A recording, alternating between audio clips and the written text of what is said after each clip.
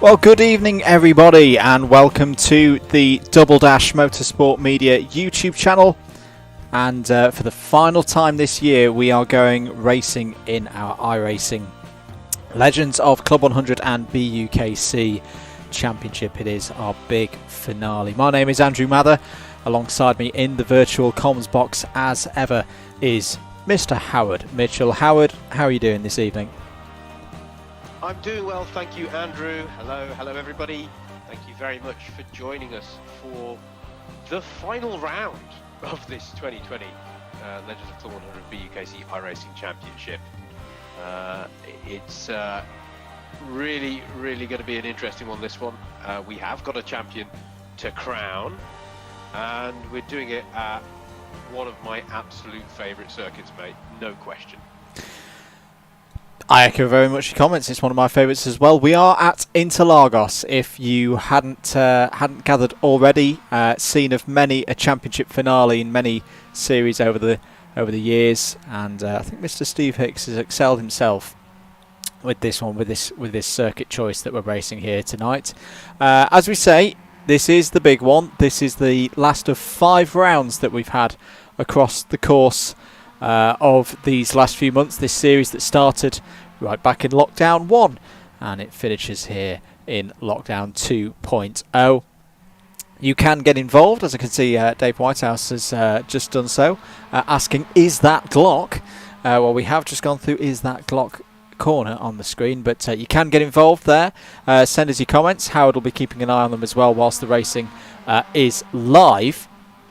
And you can subscribe, of course, as well if you haven't already and you're enjoying the racing that we've had so far this season. And if you enjoy the racing tonight, please do subscribe to the channel. That does make a huge difference to us. And if you're watching right now, of course, and it is live, and as opposed to watching it on demand afterwards, please do share the stream. I've had a couple of people asking me what's the best way to help out. Share the stream on your various share on your social medias. Easy for me to say. We're about 5 minutes away from qualifying starting, Howard, so let's do a quick run through the situation. Let's get the housekeeping out of the way. Let's have a look at our entry list first of all. Here it is on your screens now, and it's a good mix tonight, a really good mix. Should say we've had some late entries as well, which are fantastic, so sorry if your name isn't on this list. This was as of last night. A lot of regular names if you've been watching the season so far. Pretty much all of the first column are all regulars. There's some big names in there as well in terms of championship, we'll come on to in a moment. Second column though, there's a couple of names in there that I want to point out to you. One is number 36, a certain Joe Holmes. Yes, the champ is here, ladies and gentlemen, and this is his debut in the iRacing side of the Club 100 community, but I'm told, unsurprisingly, he is quite quick. To read out a note from Matt Hale that I received earlier, he was annoyingly quick. So look out for Joe. He is very much, as I say, it's his first time here, so he is a bit of a favourite word of ours, a disruptor, but could really mix it up tonight. Also to point out number 44, he is blessed. He is from Alpha Live. He is Luke Austin, so he's been wanting to get involved in a while, so big welcome to Luke, good mate of ours at Double Dash Motorsport Media. Great to have him involved as well. And also Piers Pryor as well, returning as well, number 69, fresh off his British Formula 3 campaign. Great to have him back. Any other names in there, Howard, that raise your eyebrows, perhaps? Plenty, mate. To be perfectly honest, there's plenty of good names out there. We, of course, will be focusing on our key championship players. But I tell you what, if there was something that you didn't want if you're competing for that championship, it's probably a load of unknowns coming in who could be, I'm afraid, folks, we are going to use our favourite buzzword tonight in the form of disruptors, because there are plenty here, as Andrew has just alluded to. So I think that's the key thing for me, is a lot of the names that you've just mentioned and how that's going to play against the established names, and what impact, if any, that could have on the championship. I do just want to make clear, though, Hixie has just put in the comment that the sim appears to have launched us into darker conditions than expected for practice. Yes, it has. It's not going to be this dark for the race, folks. Don't worry. But I quite like the idea that they've just made practice so much harder than the actual race, the driving. Here's your championship table. The key line there, that dotted line, anyone above it is still in the title hunt. Let's go from, strangely, the middle of that top 10 upwards. Mike Hart, 5th. He needs to win the round tonight to stand any chance of winning this title. If he does, he'll finish on 389, and then he'll be hoping for the other drivers above him in the table to not pick up as many points as that, or in the case of Steve Hicks, have such a bad night that it ends up as his dropped score. This is a dropped score championship. Best 4 scores across the 5 rounds count at the end of tonight. 100 points available for a round victory. So essentially everyone is in that stage, or in the stage of the season if they're at the top end of the table, where they've got 4 solid scores already on their card. They're just trying to further improve them now. Matt Isherwood at times has been unbeatable this season, but sits in 4th place in the points at the start of things this evening. He also really needs to go for it and win overall in the round tonight. If he does so, he'll move on to 391, so he's a bit more of a margin over the likes of Hicks, Ladd and Thomas ahead of him, but watch out for Isherwood in the Year 1 Racing livery.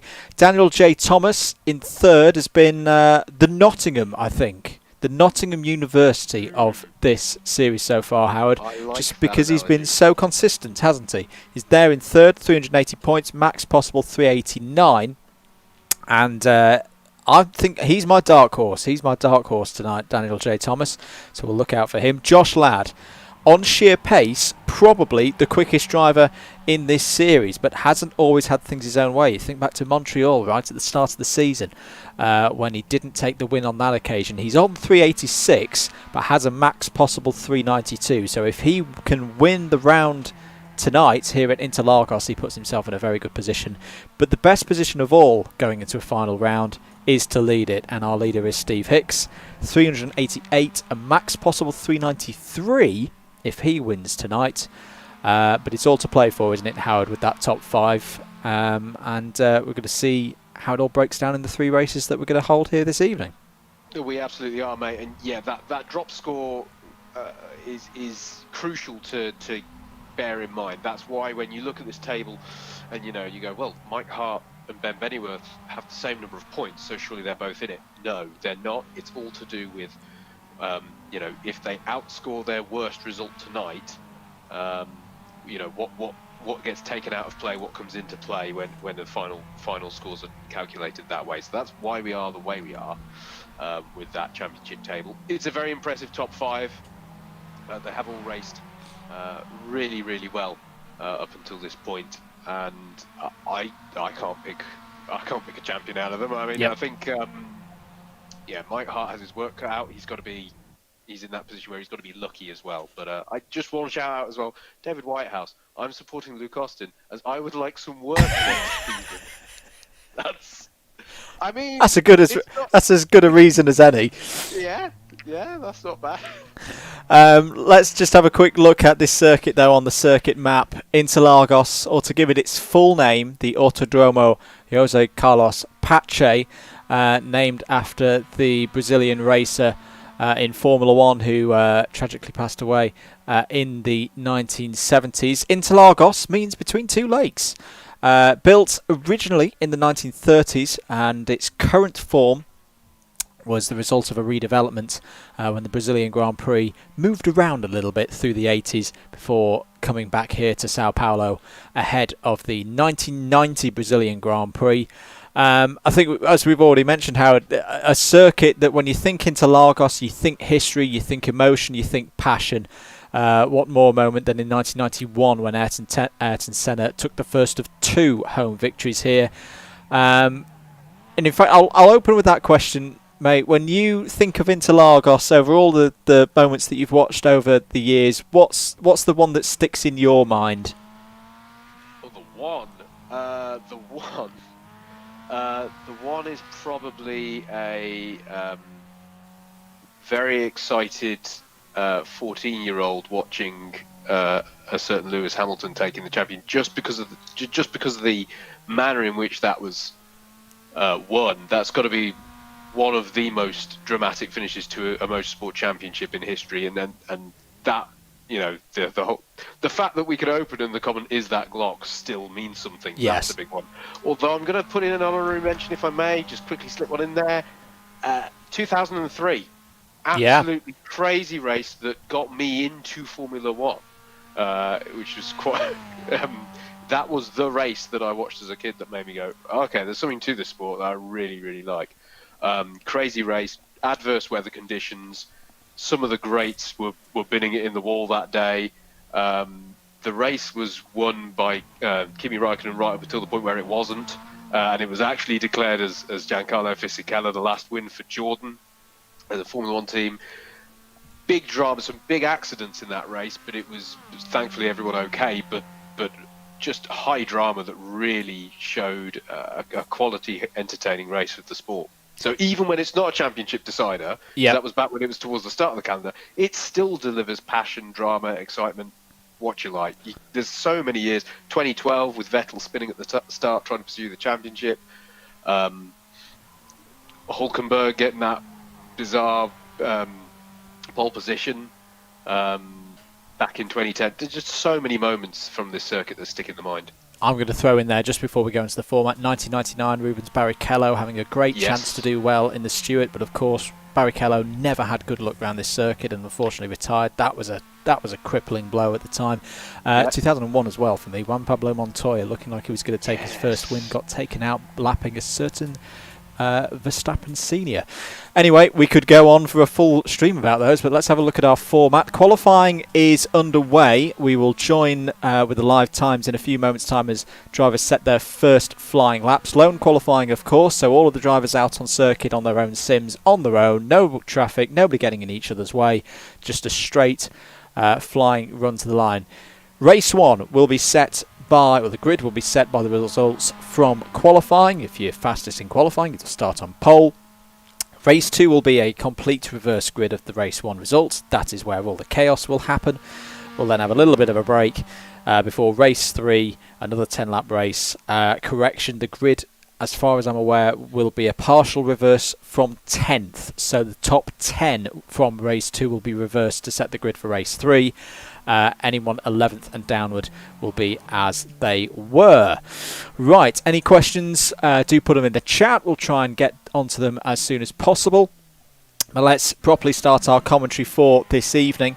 The cars are out there on circuit. It is a little bit dark out there. I hope it's not going to be like that for the race, because this is going to get very tricky.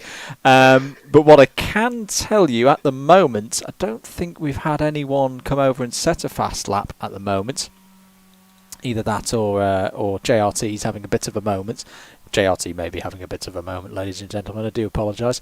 But whilst we try and figure out what the heck's going on in this qualifying session, we should also bring your attention to the Moometer down bottom right. We've got a bit of a Movember effort going here at Double Dash Motorsport Media. Big thanks to everyone who's supported us over the past couple of days. We kind of properly launched it at the start of the week, and within 24 hours we had £350 raised for prostate cancer awareness and mental health awareness. If you do, or if you would like to donate tonight, any amount is really appreciated.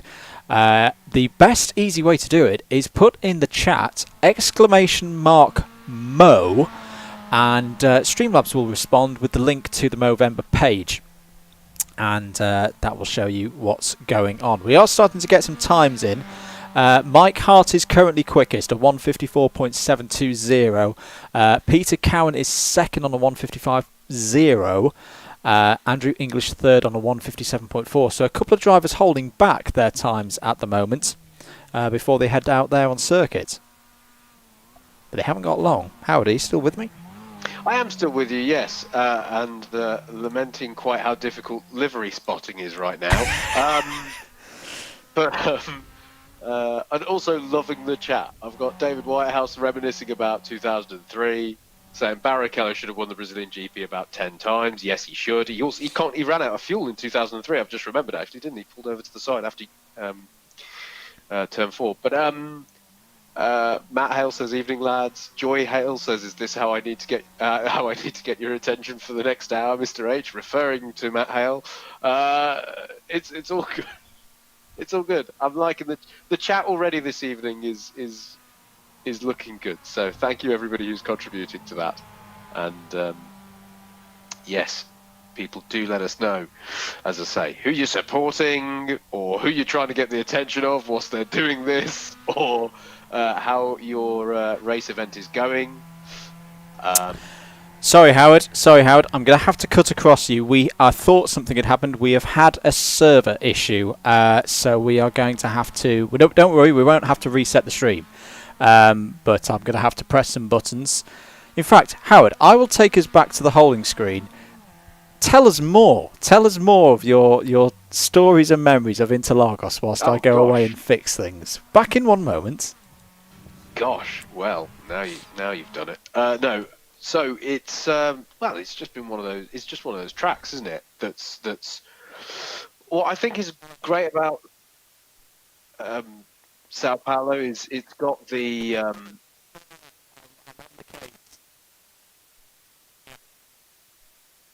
it's got all the history to it, and in either of the configurations, it's always provided fantastic racing.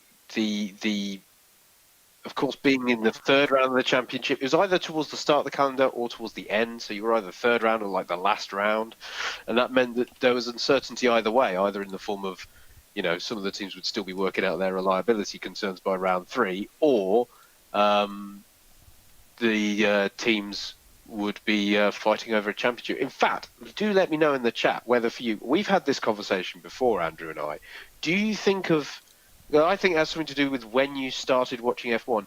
Is Brazil a start of the season round in your head, or is it a season finale in your head?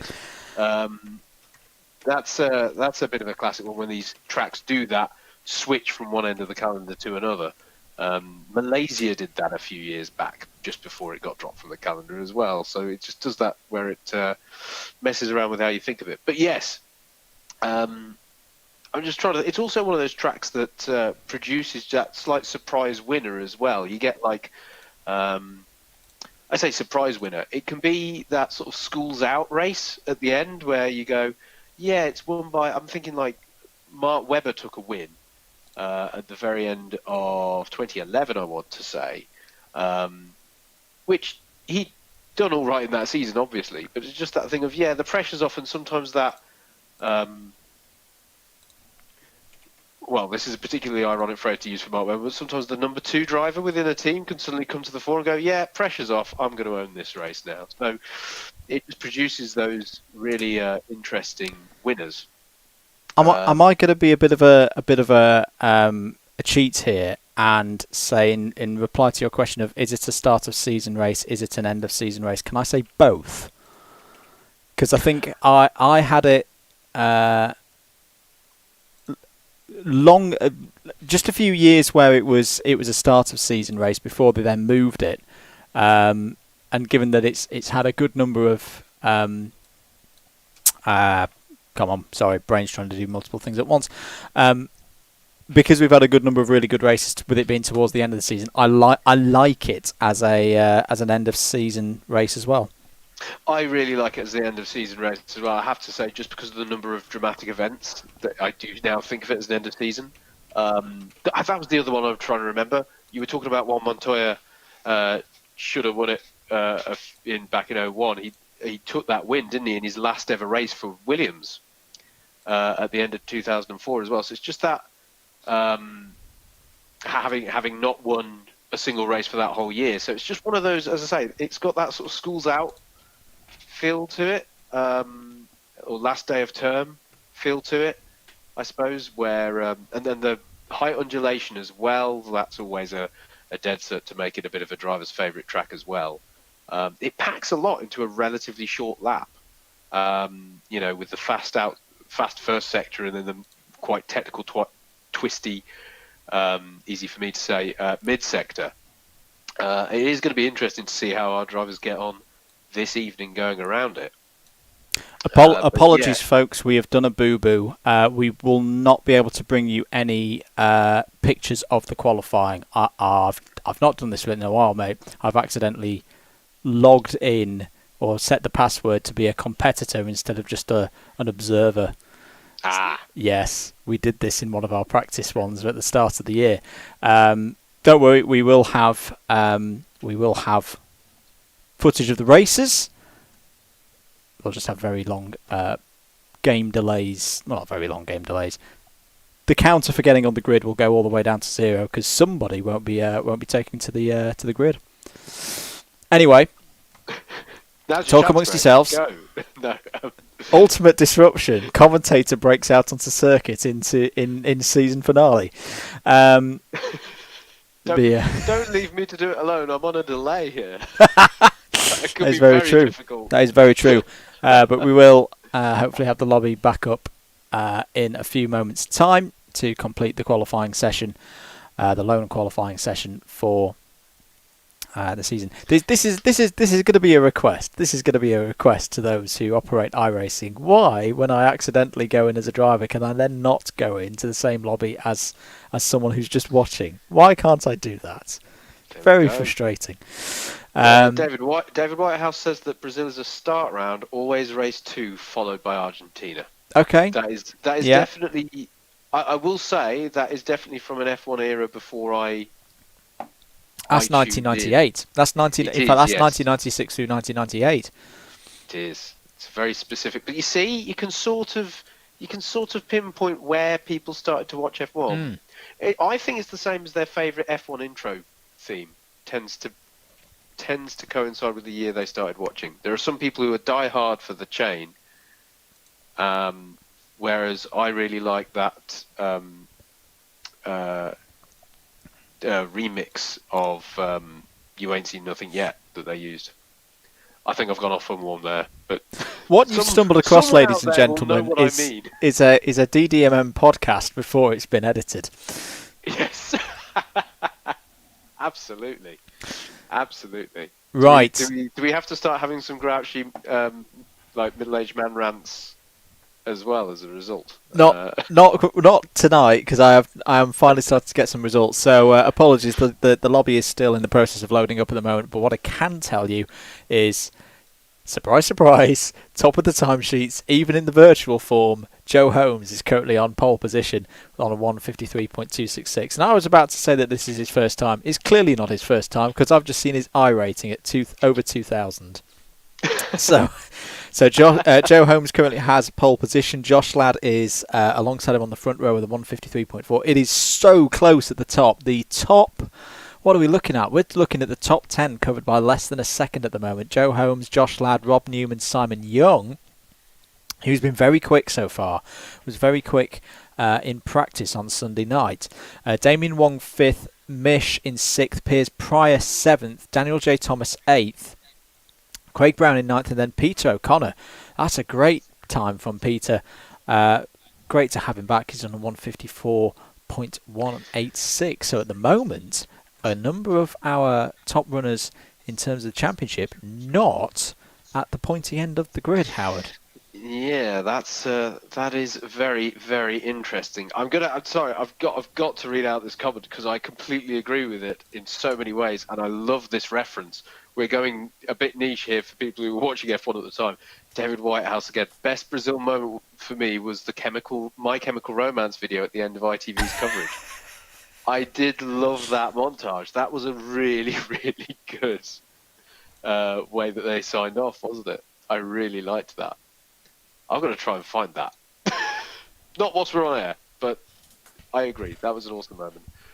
It's members of the paddock singing My Chemical Romance, or mouthing it over the top, with it playing over the top. Hey-ho. So apologies, folks. I have made a bit of a boo-boo. We are in the lobby, but we are in the lobby as a competitor. And this is what lone qualifying looks like. You're on your own, and there's nobody else out there. And At least also, we can see the track. you now. can see the That is a track. plus. It also means the timing widget into our stream is also broken. So you're just going to have to take my word for it that Joe Holmes is still on pole position with a 153.2. Piers Pryor has moved up to second place on a 153.358. Josh Ladd and Rob Newman now row 2. Steve Hicks has now got a good lap time in. He's done a 153.6. That's stuck him 5th on the grid.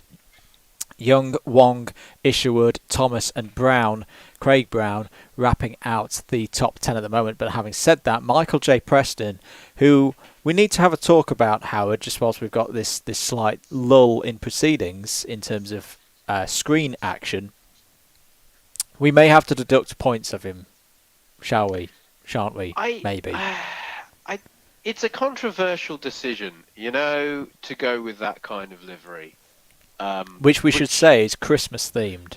Which you should say is Christmas themed because you can't see it at the moment. But he's just written in the entry list. His livery is just down as "It's never too early." Yes, it is. Yes, it is. But also, this is our last round, and so I'm conflicted. I'm conflicted. But it is one of those things. To give a little bit of background into some of the behind the scenes of DDMM and Club 100, and it's often the BUKC qualifiers where it's our last event being run of the year. Now, obviously, that's not hopefully not happening this year. Hopefully, we get back up and running and get a cheeky visit to Wilton Millen once lockdown 2.0 is lifted. But normally, the very last thing that we do of anything Club 100 related at the end of the year is BUKC qualifiers, which was meant to be last weekend. And you always feel a little bit weird, don't you, saying to JB and the guys, it's like, have a good Christmas? Is that because I won't see you again until anniversary race in January? Yeah, I mean, to be fair, I don't know about anyone else, but these days when you're saying bye to JV, you go, I know I will see you soon. Have a good time until whenever that is, because I lose track of the calendar. But yes, wishing a Merry Christmas is quite difficult with the BUKC, just because your mind. And obviously, we say qualifiers. Of course, this time around it wasn't going to be the qualifiers. Yes, because of the amended format. So yeah, it's we would say a Merry Christmas to JV, mate. So I think maybe it's okay to have that livery. Everyone's looking forward to it, looking ahead to it a bit earlier this year, right? That's the in thing. I want neighbours with decorations up. It's all good. They basically went, right, Halloween's done. So that's happened in your part of the world as well? It has, yes. Yes. It has very much so. Someone's got a large inflatable polar bear down from where I am. One house on my street had a bizarre period of overlap. But between the Halloween decorations and the Christmas, which is weird, but they made it work. 22 seconds of the qualifying session to go. Joe Holmes has gone even quicker, a 153.009. Apologies for the issues. As I say, you'll just have to take my word for it. Piers Pryor has got himself onto the front row of the grid, has set a 153.358. Wong and Ladd on row 2, Newman and Hicks row 3, Young and Thomas row 4, Isherwood and Preston row 5, and then everybody else. This grid at the moment, as we see the checkered flag go out, and it looks like Holmes has got pole position, who do you think that benefits, mate? I feel Josh Ladd will be pretty happy with that, to be on row 2 and first of those 5 competing for the win tonight. Yeah, that's exactly the kind of start he'll have wanted, because he's going to have in his mind that, he's got to always try and be ahead of Hicks. It's that simple for him. So I think he'll be feeling very good. He's like, okay, I've got a disruptor ahead who's gonna, if he plays his cards right, like, that's going to deny the points to his competitors. So long as he positions well within that, he might be feeling extremely happy with that. Can I give a shout out to Joshua? Says, well done, Damien, for qualifying 5th. Good luck in the race. That's for Damien Wong, but he's not 5th, is he? He's on the 2nd row now. So even a little bit better. Do keep your comments coming in. So the grid being formed up then, we're around 50 seconds away from getting this race underway.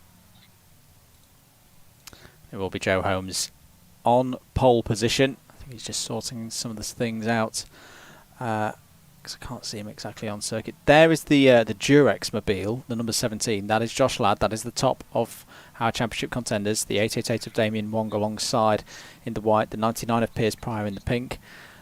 There he is. There is the number 23 of Joe Holmes in the G3 Pro colours. We are a mere 10 seconds away or so away from the start of this race. The final round of this championship, the iRacing Legends of Club100 and BUKC. We're under starters orders here at Interlagos.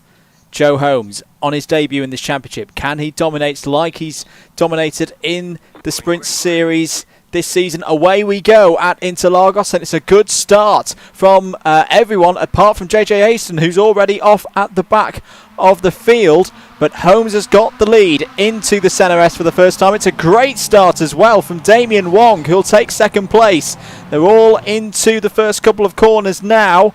And there's a couple of drivers, including Josh Ladd, cutting across the grass, and there's drama behind as well, as a bit of a pile-up as they go through turn 2 and turn 3. But Joe Holmes, in classic Joe Holmes fashion, Howard, is away and up front. Yeah, you'd expect nothing less in a way, wouldn't you? But has had that absolutely ideal start.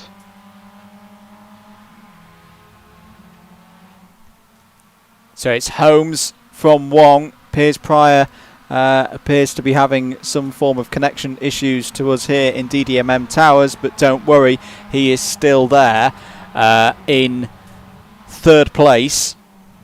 But crucially, Steve Hicks is up to fourth, so he is the front runner at the moment of those looking to fight for this title here today. The championship leader running in the classic livery of the McLaren Honda in the Ayrton Senna and Alain Prost era, and of course, as we mentioned, that famous win for Senna in 1991 when he had a faulty gearbox and had to ride it home to get to the finish. So it's been a very good start there for Hicks. Looking a little bit further back, there is Michael J. Preston in 5th place. Daniel J. Thomas, ever consistencies there in 6th place, being challenged by Tom Edwards in 7th. Craig Brown has had a good start as well in 8th. Harry Melvin, you can see there, first of the year 1 runners, up to 9th place as they go further down the field. I can see Ian Williams there. Great to have Ian on board for the first time in 3 wide. Who's that going in the pits? I think it was the number 62 of Matt Isherwood. So Matt Isherwood, we may be seeing him out of the title fight already, because he is in the pits, as is, in fact, is that Hicks? Is Hicks in the pits? Yes, he is. So drama for the championship leader. Not seen what's happened there. They've all got unlimited fast repairs tonight, but Steve Hicks looks to be out of this race. There goes Matt Isherwood back out onto the circuit in the number 62. And Mike Hart's down the bottom of the field as well. So a number of our championship contenders in trouble already. Who does that leave? Well, it's going to leave Josh Ladd currently in 9th place. And Daniel J. Thomas. So Daniel J. Thomas is currently the top of our championship contenders.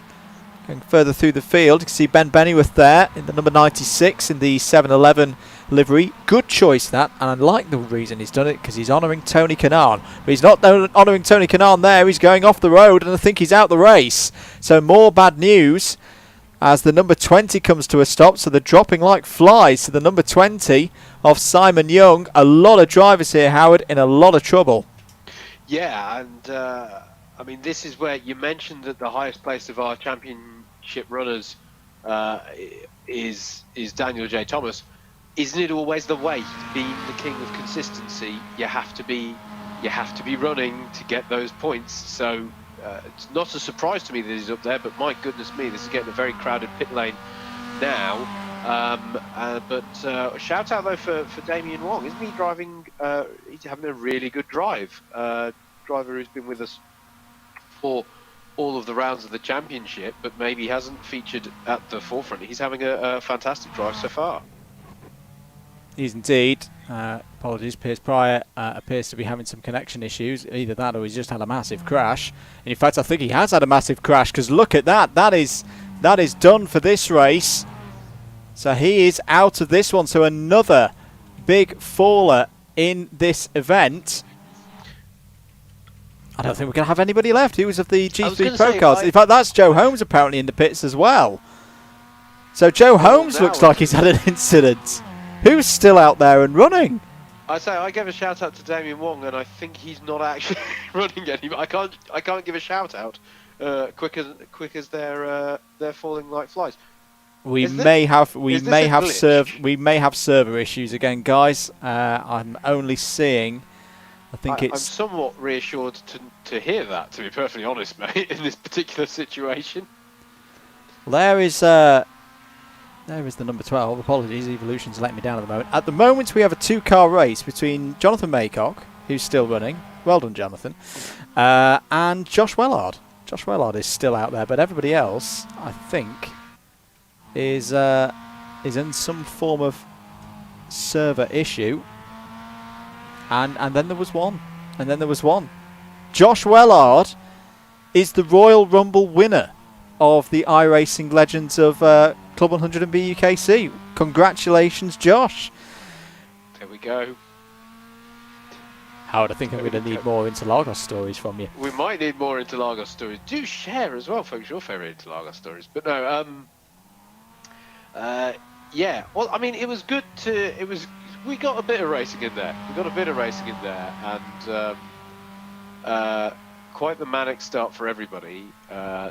Not the least for our newcomers to this one, of which I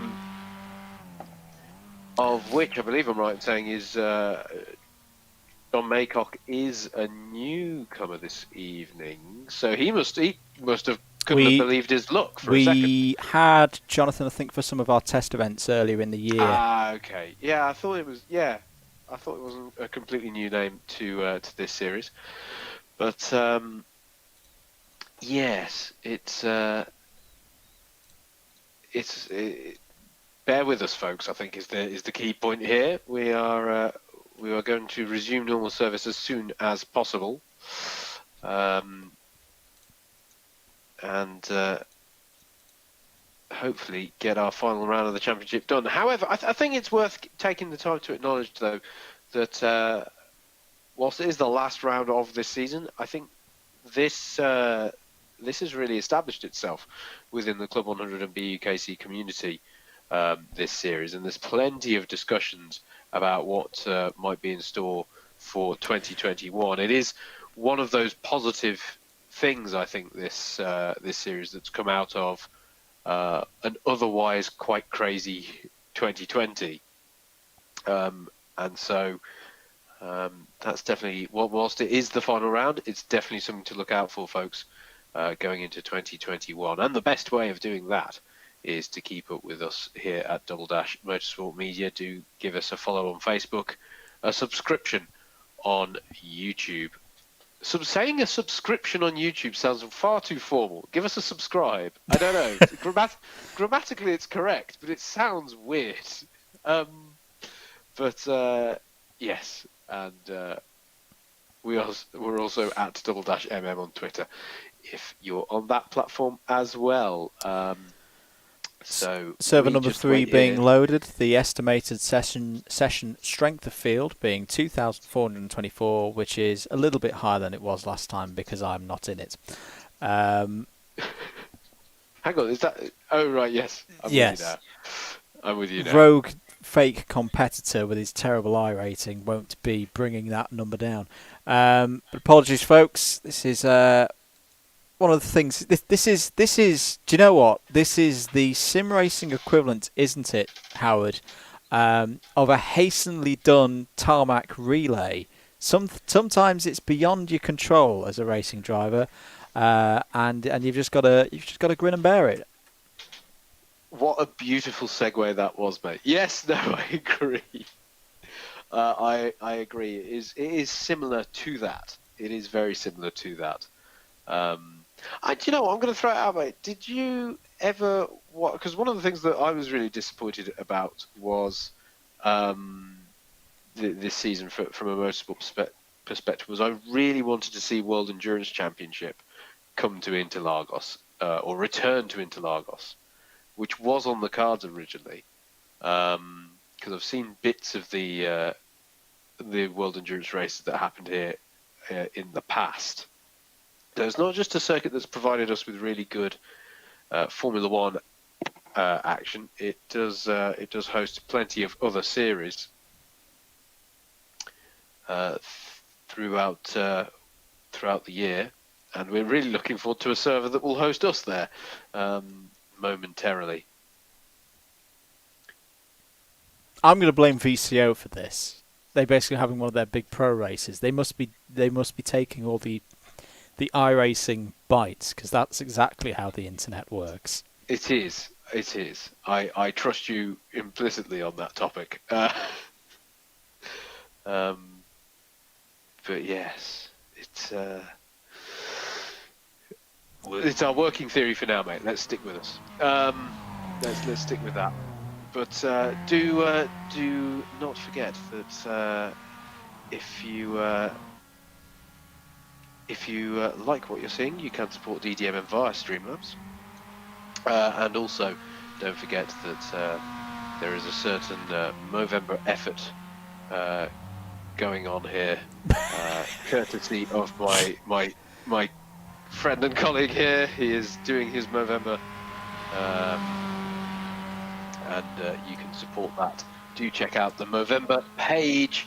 Anything that you can give is extremely appreciated. So check that out. Be really good to help us get to the target on that page. And Kieran Fitzgerald, I'm glad that happened. I got wiped out on lap 1. There you go, silver lining right there. Always helps. In fact, you do see that in restarts and full starts. Lest we forget, a couple of years ago in BUKC when we had championship point. Yes. Gores. And it was Loughborough, wasn't it, who had their... The driver involved is in our lobby. He is in the lobby right now, yes.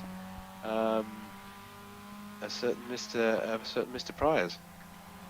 A certain Mr. Pryor, even.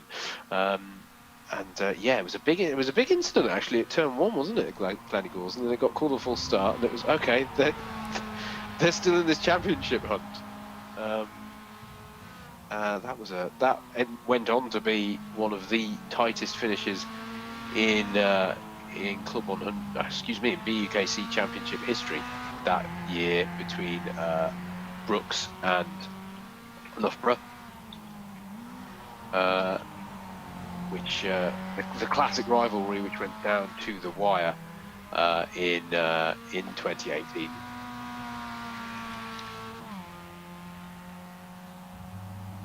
But who knows? We might be seeing something that tight this evening. Don't forget how close it is in the championship coming into tonight.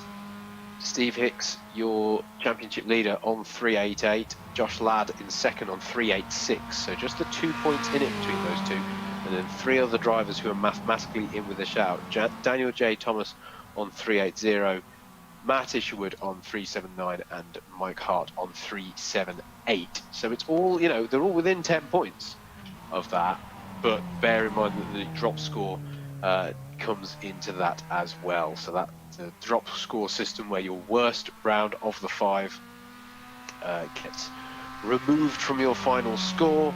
That is crucial, because depending on how tonight goes, you may be leaning on a score from earlier on in the season, or you may actually be erasing one of your scores from earlier on. So that's why with the championship the way it is, the likes of Mike Hart is in the championship hunt, or even though he's on the same points, or Ben Bennyworth isn't in the championship hunt, even though he's on the same points as Mike Hart, who is. That's a key thing to remember. Are we looking good with this server? We're looking better. It's running. We've currently got running, that's 66 seconds of a practice session to go, so we've started all over again, ladies and gentlemen. We've prattled on for how long is the stream going on now? It's been going on for 47 minutes. Just about 40. Yeah, a while. You've all done very well, folks, to get to this point. So well done. And if you haven't streamed it already, stream now. Share it now. I see as well. David White has said, worse than GT Sport, Mr. Mather. Yeah, we're not having a very good week of it. We were meant to be streaming yesterday another round of the GT Sport Championship that's being run for fun. A few of the Club 100 regulars. But yeah, that got binned off as well because they were having server issues last night on the GT Sport platform. So yeah, it's been a good week for this kind of stuff. But hey ho, you persevere. What it will mean is that we actually get to see qualifying this time, which there you go. is Another good news. silver lining. There we go. Yeah. Some would say that the second server crash was caused by a rogue competitor who shouldn't have been in the garages, spilling a load of diff oil into the server computer. That's definitely not what happened. That is the end of the practice session. We will get ready for the qualifying session, which will be, I believe, 10 minutes again. Can we just acknowledge that you asked me for Interlagos memories? I stalled for a while, and only now that we have the track action, do some of them come back? I haven't even mentioned the time that Kimi Räikkönen got lost. Yes. That's another classic Interlagos memory, and one of my favourite F1 onboards, in many ways. That was an absolute classic. Was it this circuit where Vettel messed up the weighing bridge or refused to go on the weigh bridge or something? Have I made that up? Oh no, I think you're right. Yeah, was it in the Ferrari? Yeah, I think it was. Why do I want to say 2016?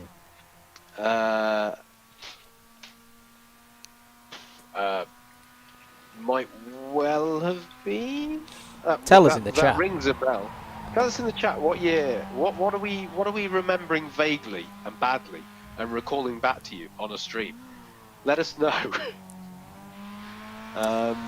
Because yeah, I remember something like that. It might. Yeah, it could have been 2016. Although that wasn't his annus horribilis of Ferrari, was it? So, not sure. Let us know. This is where they say, we've got the calm. Was it Jasperina? Whilst we've got the calm of the qualifying session part 2, I thought we would look at some of the liveries before we go into the crackersness of the race. This is a good one. I like this. This is a good throwback.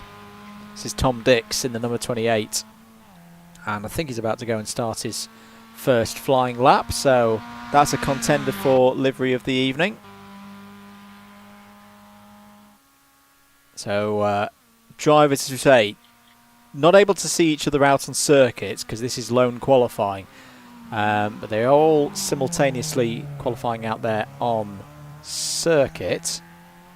Let me just see about pulling up some timing for you and see if that works. Yay! It is working now. So Simon Young, change of colours, and very appropriate change of colours. The colours of Brazil being run by Simon tonight. Change of number as well, he's now with the number 22. There's the sheer number of people that we've had. Someone's nicked his number 20. In fact, let's stay with Simon, because Simon has been very, very quick so far in the practice sessions. This is him on his first flying lap. Going up into this very, very tricky part of the circuit, Howard, the infield section, where the flowing, sweeping third and fourth gear corners really go into a very tight and twisty section. Yeah, absolutely. It's we were talking about it a little earlier on. This sort of track of two halves. As I say, it managed to package a huge amount into quite a short lap. And yeah, you know, you've got the Ferradura leading into the tight right-hander at turn 8, and then opening it out as well through 9.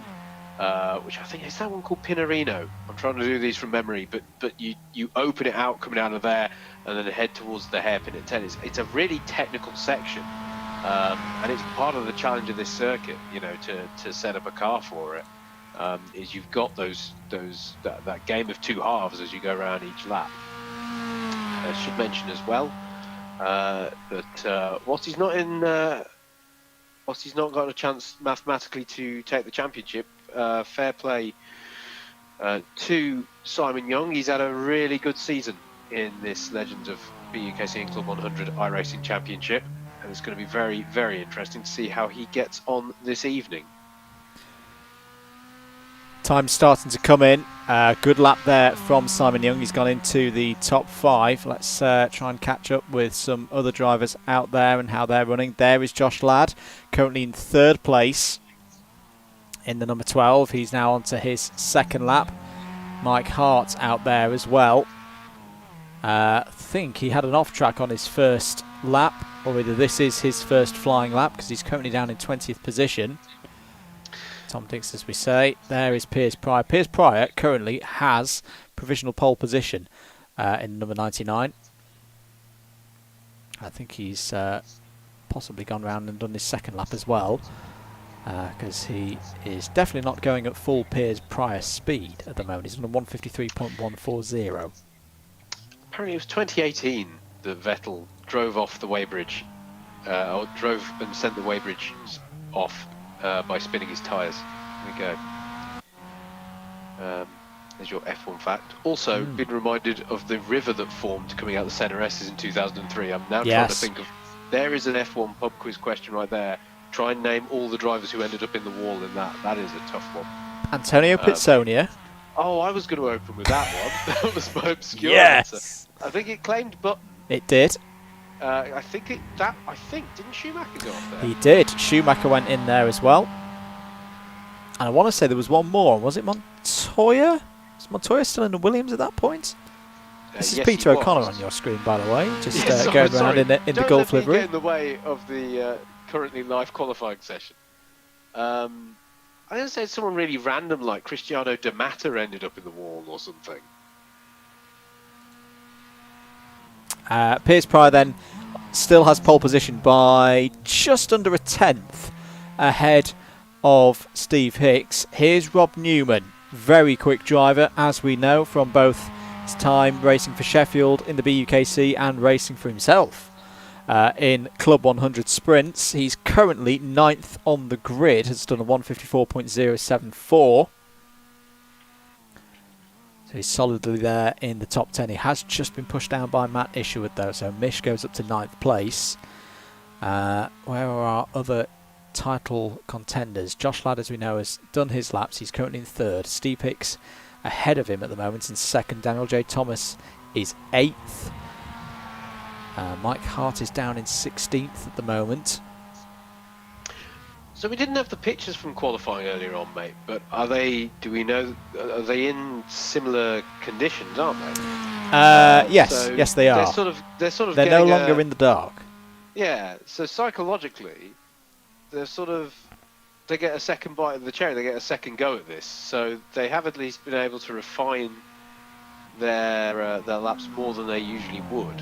So one would imagine that they've dusted off all the cobwebs and this is going to get mighty tight. It is getting mighty tight. Mike Hart there finishes in 16th place. I've got to give a shout out to this livery. This is the number 56 Dirt Fantasy WRC 2.0. For those who are not aware, this is a thing run by Mr. Tom Banks and beautifully demonstrated here by Kieran Fitzgerald, who is not in the chat tonight because he's quite busy at the moment. He's also running number 56, which I'm a massive fan of. But yes, the Dirt FWRC 2.0, which we are going to try and get back on the channel. We had a little go at it earlier in the year. Apologies, we've not been able to get much Dirt Rally 2.0 action on the channel. Work has taken back over. But yeah, massively loving that livery from Kieran tonight. He's currently in 25th place. I think this is his 2nd lap, so we'll see if Kieran can improve from the 155.627 that he's done at the moment. It's a good few drivers within reaching distance of him at the moment. Still a few drivers out there on circuit with under 90 seconds of the qualifying session to go. Here comes Fitzgerald. Can he improve from 26th on the grid? No, I think he's had he can improve his time. He's done a 1:55.1, but stays there in 26th position. But I'm just going to point this out, Howard. You know, when we consider how this series has grown over the year, and we have said that we love the fact that we've had, in very much a BUKC style, a lot of drivers have quite rapid improvements across the course of the year. We know the fast ones are fast and will stay fast and not really gain, much on where they were at the start of the season. But I'm looking at the spread of the field, who, by the way, Joe Holmes has just snuck in there and put a 1:52.922 to top the timesheets. But the whole field is covered by less than 4 seconds in terms of lap time. That we could not say at the start of the season. No, absolutely not, mate. It is a real indicator of how it's closed up nicely over the course of the season. So yeah, it's good to see. It is good to see, and as I say, it bodes well for what we might get up to in Club 100 and BUKC Legends iRacing action in 2021, because as I say, it's really bedded itself in, established itself as a championship, and many of the drivers have been establishing themselves at the same time, which is great to see. So we'll get ready now for the first race, and fingers crossed we won't have any server issues this time. We're just less than 2 minutes away from the start of this one. And we very much reset, don't we, mate? Because it will be Joe Holmes on pole position, Piers Pryor alongside on the front row. And in fact, I think the first 2 rows are absolutely identical to what we were going to have anyway. Holmes and Pryor, then Wong and Ladd. I think Ben Bennyworth's been a big winner of the reset there. I can see his Tony Kanaan inspired car there, the number 96, I think a little bit higher up the grid than he was first time around. Just over 60 seconds. Apologies for anyone who's getting shouted at by Streamlabs. We're going to have to turn Streamlabs down again. Yes, I'm having words with Streamlabs as we speak. I personally have no problem with the... I told him not to shout at the regulars, and he's shouting at Nathan. Bad Streamlabs. Waiting for Joe Holmes to form onto the grid then. Remember, the result from this race will be reversed to set the grid for race number 2. We now have a Joe Holmes there in the black G3 Pro livery with the Club 100 Evo logo emblazoned on the front of his car. There is Piers Pryor in the number 99, sporting his regular racing colours of pink and blue. The revs are rising here at Interlagos for the start again of round 5 of the iRacing Legends of Club 100 and BUKC season, the season finale, and away they go. Good start once again from Holmes. Pryor's got an even better one this time though, and I think will lead as they go into turn 1. He will. So Piers Pryor takes the lead. Are they all going to get through the Senna S this time? They're looking a lot better than they were. Oh, there's a little bit of squirreling in the middle of the field. Luke Austin there in the red and white number 44 Alpha Live sponsored car has got, and I think they have all got round the first 3 corners. That is good to see, but already off the road. Oh, Damien Wong. Oh, massive contact. Hits Mike Hart. Hits Daniel J. Thomas. So drama as they go into turn 4. Tom Banks is involved. Mike Hart has spun round again and taken James Ibram with him. Looks like Luke Austin is in trouble as well. So big drama, all caused by Damien Wong losing control on the run there down into turn 4, down into Desia de Largo. Well, and how big could that be, Howard, in terms of this championship? Because that has taken out 2 of our top 5. Yeah, that one could be absolutely massive, mate. And crucially as well, it was a decent start from Steve Hicks as well, getting himself a few positions off the start of this one. So some really big moments there, some really costly moments for the championship, or for some of those fighting over that championship. And now it's all there to do for Daniel J. Thomas and Mike Hart. I think he was the least likely, or he had the one with the most to do, wasn't he? And sadly, I think that is probably his bid for winning this championship somewhat over. Yep, so the three cars in trouble as Josh Ladd goes down the inside of Piers Pryor into the Senna S, and Joe Holmes is looking for a route through there as well. In the number 27, Steve Hicks is on the scene. Obviously, Holmes and Hicks have raced each other before in super finals, and this will feel like a bit of a super final tonight with the championship on the line, side by side as well. A Rob Newman there in the number 80 and Simon Young in the number 22. Looks like Piers Pryor is looking down the inside again of the Cardiff University driver in the form of Josh Ladd, who runs wide. Doesn't want to do too much of that. It's an 18 incident points limit for the drivers before they receive a disqualification tonight, so they do have a little bit of margin for error. But side by side as they go into turn 5, Pryor trying to hold round the outside. Joe Holmes still in there as well. What a race. This is a really, really good start to things tonight, now that we've got the server issues seemingly resolved, touch wood. Michael J. Preston, meanwhile, has made a move past Ben Bennyworth, has got up to 8th place. Let's try and find where those drivers are, just as things calm down. There is the number 62 of Matt Isherwood. So good to see that Mish has had a good start. He's had some problems sometimes in the early stages of races this season where it's not gone his way and he's had to fight his way back. It's been a very win or bin season so far for the driver there in the Year 1 Racing livery. Just ahead there of the far too early in the year Christmas mobile, Michael J. Preston. Then the Tony Kanaan homage from Ben Bennyworth. Who else have we still got running well in this race? There is Tom Edwards. Then a bit of a gap back to Harry Melvin. Peter O'Connor going side by side with Adrian Goodwin as they come towards the Senna S. Two similarly liveried cars, a bit more white on the number 29, but both repping some Gulf style colours. Peter O'Connor still on the inside of Goodwin and holds that position well. Oh, Goodwin running a little bit wide as they go through the Senna S. There is the 888 of Damien Wong recovering back out onto circuit. James Child, the number 5.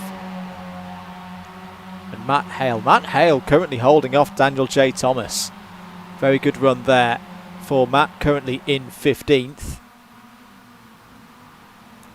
And the likes of Josh Wellard and Kieran Fitzgerald just behind.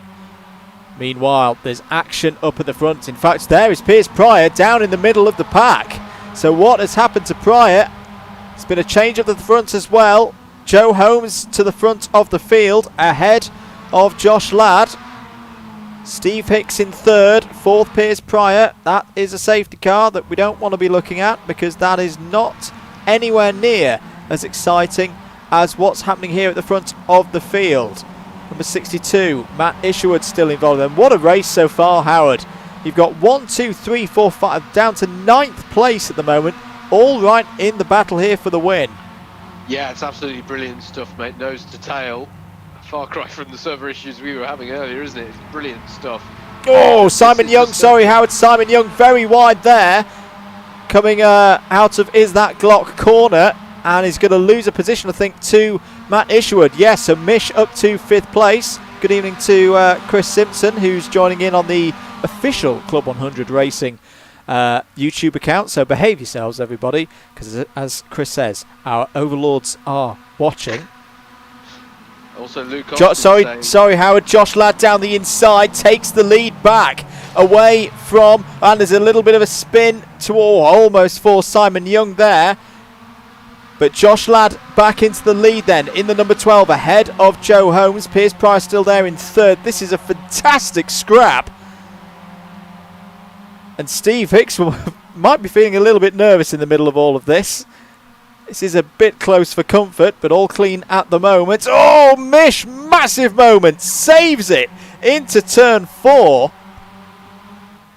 There is Mike Hart in a bit of bother. but Mish deep on the brakes there, snatches P4 away from Steve Hicks, and here comes Rob Newman as well. You don't know where to look in this race, Howard. No, it's absolutely brilliant stuff. Small bit of housekeeping though. Luke Austin's out with a blown engine on lap 1. Blew it by downshifting too much whilst avoiding the carnage. That is it's an unusual reason to blow an engine, but it's plausible in this particular race, I think. Steve Hicks lost some positions there. It might have been a slowdown penalty there. He just pulled off to the side of the circuit. Ben Bennyworth still in there in the 711 liveried car. This is a very, very tense first race. It's obvious that with the server issues we've had this evening, everybody's been raring to go and has brought their A game to this first race of 3 here at Interlagos.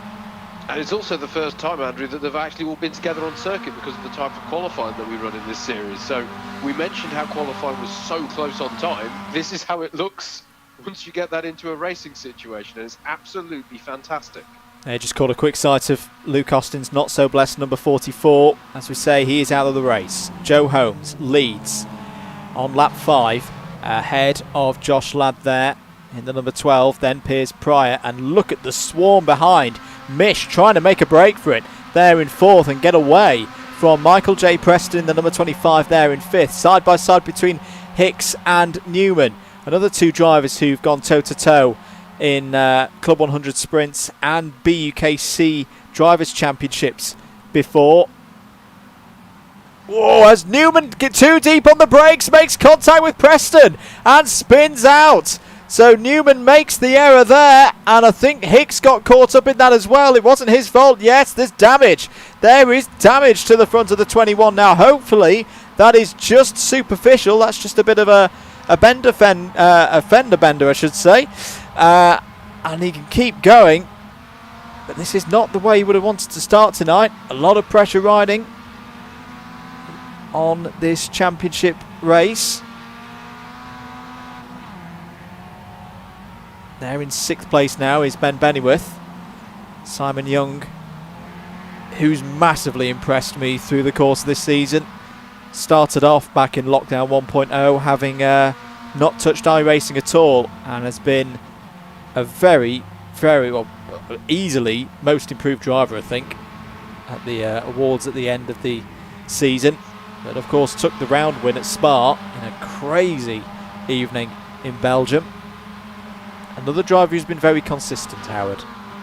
Yeah, absolutely. And as you say, really, really improved driver across the season. This is great stuff at the moment, isn't it? For Josh Ladd from a championship perspective. Matt Isherwood as well there, running in 4th. This is exactly what they needed. A little bit of drama for Steve Hicks, and them just chipping away at the points. Remember, it's the points accrued across all 3 races tonight that determines your score for the round.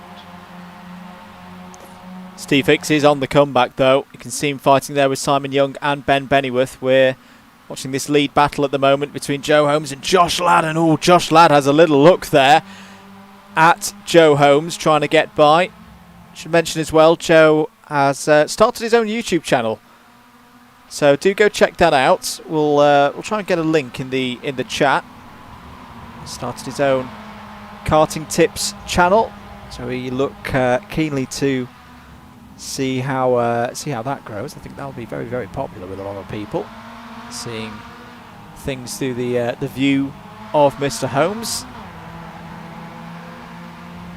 Here he is leading at Interlagos in the final round of the 2020 iRacing Legends of Club100 and BUKC Championship.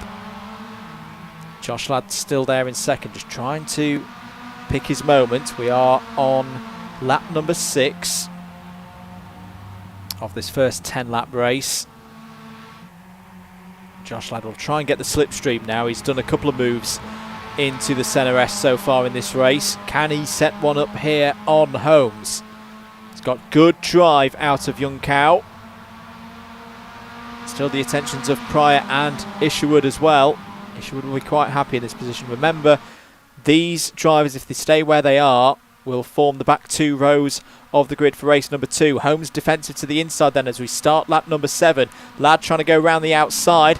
Pryor trying to stick it down the middle there in the pink number 99 car. Are they going to be side by side as they come through the second part of the centre S? Yes, they are still side by side. Great racing between Holmes and Ladd there. Great respect between them as well. That was where, of course, Esteban Ocon and Max Verstappen came to blows a couple of years ago. And Mish is on the grass there, trying to take avoiding action as Joe Holmes furiously defends. Ladd looking down the inside again, but Holmes has the overlap and holds the lead. This is very exciting. This is a definite contender, isn't it, Howard, for top race of the season here in the championship? Yeah, absolutely, mate. This is fantastic stuff at the front of the field.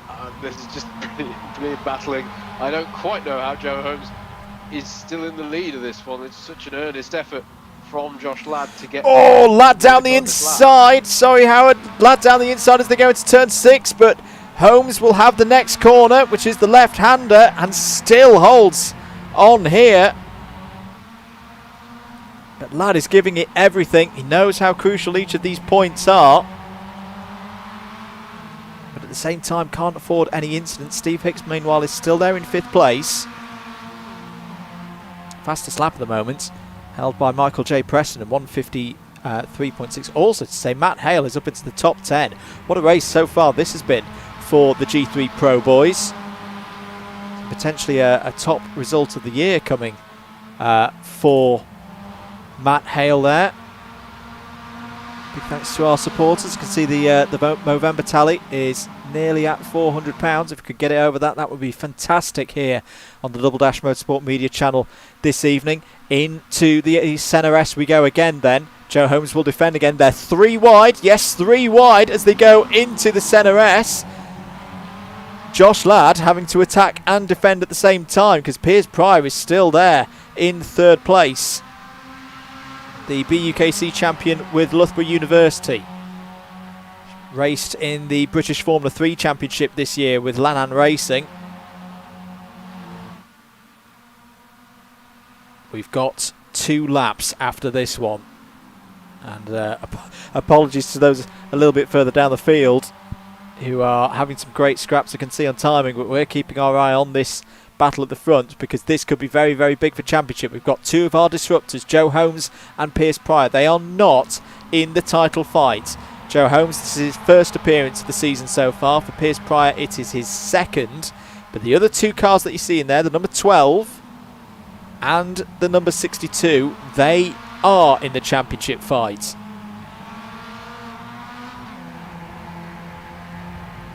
So you can stick a subscribe on Joe Holmes' channel. Howard's shared that link in the chat. James Child has just got past Daniel J. Thomas for 11th, so I think Daniel J. Thomas is driving with a wounded car, and that's going to do his title hopes no good. Oh, Piers Pryor gets out really wide as they go into Young Cow and just about held it. Great car control there from the driver in the number 99. So I think we know what we're going to do, or what we're going to see here from Joe Holmes. He's going to go defensive again ahead of Josh Ladd and Piers Pryor, unless Ladd can get underneath. No, I don't think he can, and they'll have to go out wide again. Oh, was that an incident for Pryor? No, that was just a little bit of lag, but Piers Pryor trying to do a switch back here for 2nd place. Taps the rear of Joe Holmes there. Joe Holmes has it under control. Piers Pryor trying to go around the outside. That is a brilliant manoeuvre from Piers Pryor for 2nd place ahead of Josh Ladd. Did the switchback on him into the centre S. Now can he take the lead? Matt Isherwood still holding there in 4th place. Rob Newman is on a recovery drive. He's got back up to 12th place. Kieran Fitzgerald has also just got past Tom Banks. So the FWRC drivers having a battle there in the midfield. Apologies that we're not able to see it. I think we'll definitely have to save the replay for this one because we'll have to do an extended highlights video. So Pryor runs wide and will lose 2nd and 3rd place there to Josh Ladd and Matt Isherwood. Mate, we've been talking about the idea of possible disruptors this evening. Right now, for Josh Ladd and Matt Isherwood, these two drivers ahead of them in the form of Pryor and Holmes, they're denying them crucial points that they'll be wanting in their battle to try and overhaul Steve Hicks in the championship come the end of this evening. Who has fallen down to 6th place, by the way. Simon Young has got ahead of him. We are about to go on to the last lap. Joe Holmes has led a lot of this race. And it's something we often don't see in sprints. We're so used to Joe Holmes romping through and driving away from the rest of the field. But we do see it from time to time that he has the racecraft in defensive mode as well. And he's very much putting that on show here in his first appearance in the DDMM iRacing Legends Championship. He will go defensive again. We are on the last lap of the race. You can see the battle for 5th just behind us. Oh, Mish gets a little bit on the grass and has gone straight on. Has gone straight on. I think he got caught out there by Josh Ladd. Maybe moving a little bit in the braking zone. Just trying to find where has Mish gone. He's back on circuit. He's back on. He's still there in 4th place. So he took to the escape road. There is the battle for 5th place. Michael J. Preston at the front of it. Simon Young and Steve Hicks go side by side. Oh, was that contact? Yes, it was. Joe Holmes is off. Now, was that contact with Josh Ladd? Well, we talked about Montoya and Verstappen back in 2001. That looked very similar to me, Howard. We'll try and get it back on a replay once the race is over, but Pierce Pryor is now at the front of this field ahead of Josh Ladd. And we did see earlier in the season at Montreal a similar incident where Josh Ladd made contact with another driver and received quite a penalty that evening and cost himself a top 3 in a round. I think it's still currently one of his drop score, but drama here at Interlagos. Pierce Pryor has disappeared off my screen at the moment. There he is. He's back on screen now. And if he can just get through Young Cow. But he's going to run wide out of Young Cow. This might be a bit of a drag race to the line if Ladd can get the run and get a bit of an overspeed in this slipstream there. He's going to try and look to the outside. Matt Isherwood is going to be taking 3rd place. It's going to be a sprint to the line then. Can Josh Ladd overhaul Pierce Pryor as they sprint to the checkered flag? It's side by side here in the MX-5s over the line. Who is going to take it? Josh Ladd takes it. He got him. He got him by 1/100th of a second. But will it stand? We'll have to look back at the incident that took Joe Holmes out of the lead. But Josh Ladd wins race 1 by 1/100th of a second ahead of Pierce Pryor. Matt Isherwood finishes in 3rd. Joe Holmes 4th. A great result for Michael J. Preston in 5th place. 6th for Simon Young. 7th for Steve Hicks. 8th Ben Bennyworth. 9th Tom Edwards. 10th a top 10. A brilliant top 10 for Matt Hale ahead of G3 Pro teammate Rob Newman. Daniel J. Thomas in 12th. James Child in 13th. 14th for Harry Melvin. 15th for Tom Dix. Then Tom Banks, Peter O'Connor, Ian Williams, Kieran Fitzgerald and Peter Wellard, your top 20. And let's just try and find a couple of our other drivers as they are still out there on circuit coming over the line. There is the 61 of Andrew English in 21st. Adrian Goodwin finishes 22nd. Oh, there is a very wounded James Ibram. 3 wheels on his MX-5 and one of them isn't doing much at all because it's in the air. But James Ibram is going to limp home, I think, for 22nd place ahead of Craig Brown and Mike Hart. So I think Mike Hart's title challenge is over. But he will have a good grid slot. In fact, he's going to gain a couple of positions here. He's going to get past Craig Brown and I think he'll get James Ibram on the line as well. There he goes. So still have a good grid position for race number 2. But I think it's going to be a little bit too much to finish top of the points table. Howard, sum up for me that race. What an epic to start things here this evening. Yeah, absolutely brilliant race, mate. I think that is now with what a finish. That's got to be the race of the season so far, and it is against some fairly stiff competition. So, absolutely brilliant stuff. Our eyes were glued at the front, but I know for a fact that there were brilliant battles all the way through. But yeah, high drama on the last lap there. You were mentioning the Montoya crash. That's also I want to say that's where in the mid 90s, was it 94? Big crash between Jos Verstappen and I'm trying to think of it. Well, it was Eddie Irvine, wasn't Eddie it? Irvine, Martin Brundle, and I think there was Ligier in there as well. It was a Ligier. Was it Eric Bernard? It might have been Eric Bernard. So, sorry, Howard, we got 5 seconds.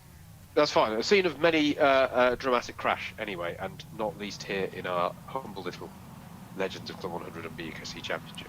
Revs rising then for the start of race 2. This is the reverse grid race. Luke Austin in the number 44. The homage to his old racing MR2 will take us from pole position and will have the lead as they go into the Senna S for the first time.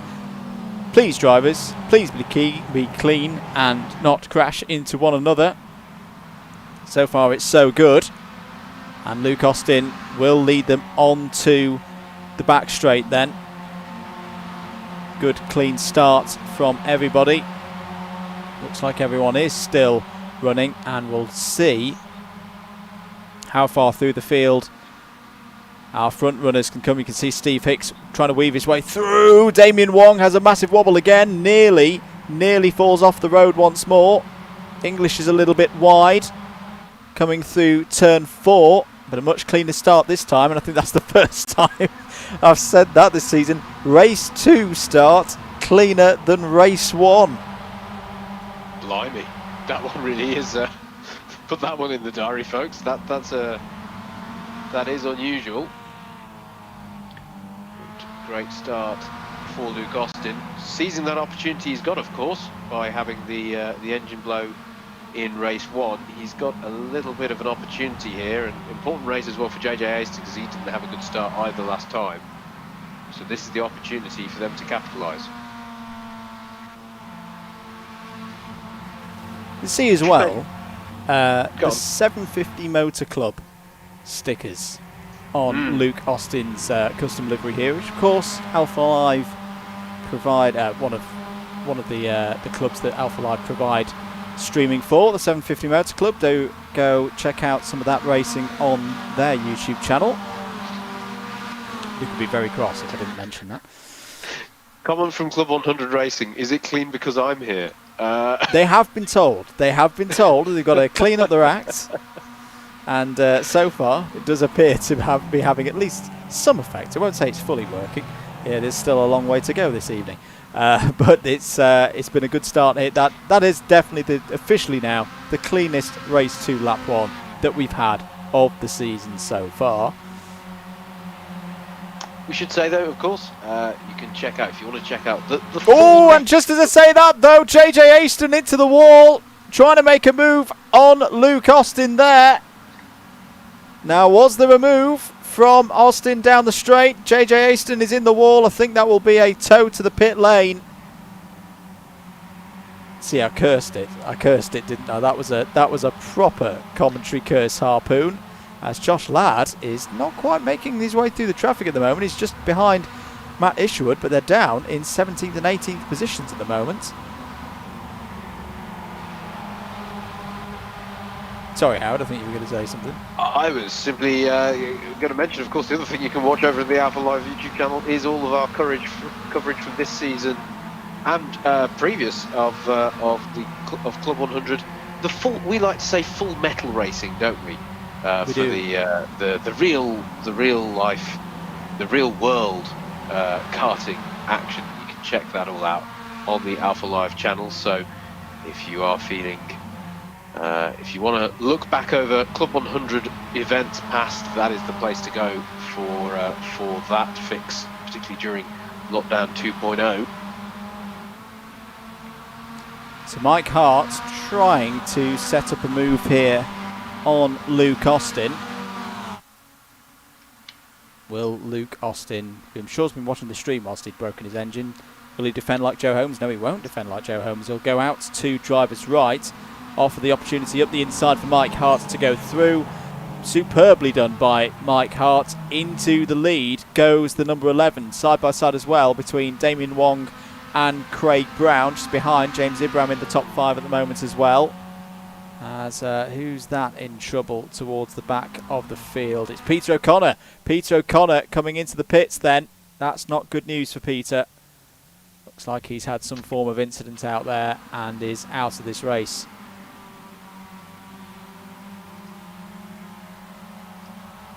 But a good move that, Howard, from Mike Hart. Pretty textbook from the experienced racer. Raced for Birmingham University back in the day for BUKC honours. Has done a lot since. Yeah, absolutely. A really good move there. One of many that we've seen this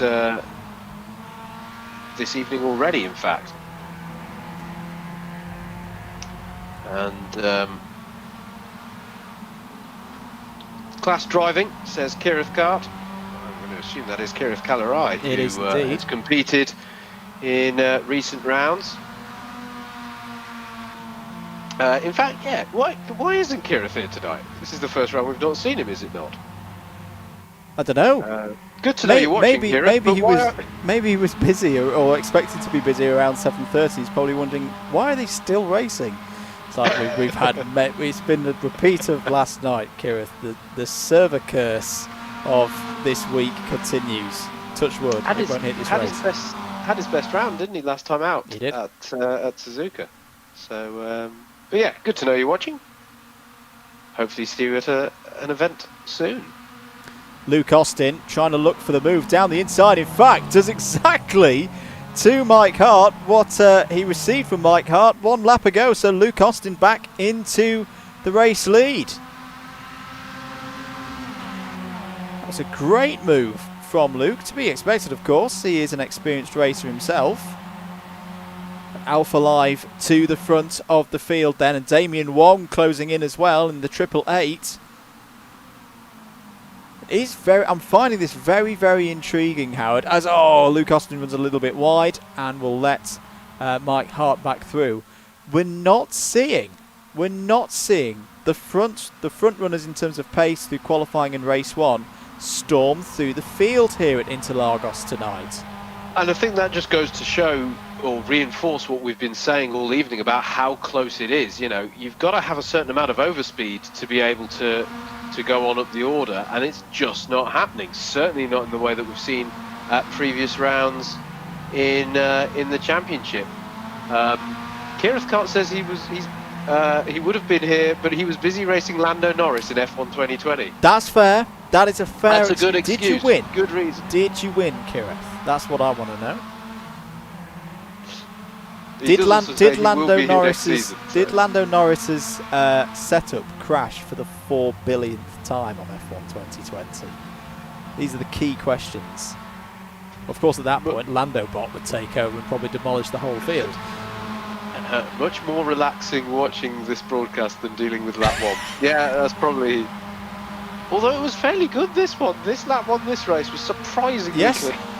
Just having a look at Josh Wellard here. He's having a really good race. He's in 7th place at the moment, fighting with James Ibram and Kieran Fitzgerald. Is that a change for the lead again? I think it is. As side by side go Mike Hart and Damien Wong. A little bit of a tap there. Door to door. Mike Hart retakes the lead. Luke Austin in 3rd. Craig Brown 4th. Just as we say that, Josh Wellard's had a spin and has taken Tom Dix with him, who needs to get on the brakes. That was nearly in fact, I think he's got a locked wheel. He's got damage to the rear left that's locked up that wheel, and nearly spins it coming back on the circuit. But I had visions there of a JV rant when drivers don't get on the brakes. Yes, absolutely. That is it's a big no-no not to get on those brakes, and that was quite the reverse across the track there from the Jägermeister liveried number 24 there. Daniel J. Thomas, unfortunately, I think we've properly put the kibosh on him as we started at these proceedings early this evening, saying he was the king of consistency, like Nottingham University in the BUKC. He's currently down in 22nd position. Unfortunately, I think we've also had a problem for Luke Austin, because I just saw Luke Austin diving down the timing order as Michael J. Preston goes down the inside of Josh Wellard. In fact, oh, there is Austin in the number 44. He's fortunately down into P10 now. Or maybe is that tactical? That is the place that gives you pole position for race number 3, does it not? I can see what he's doing here.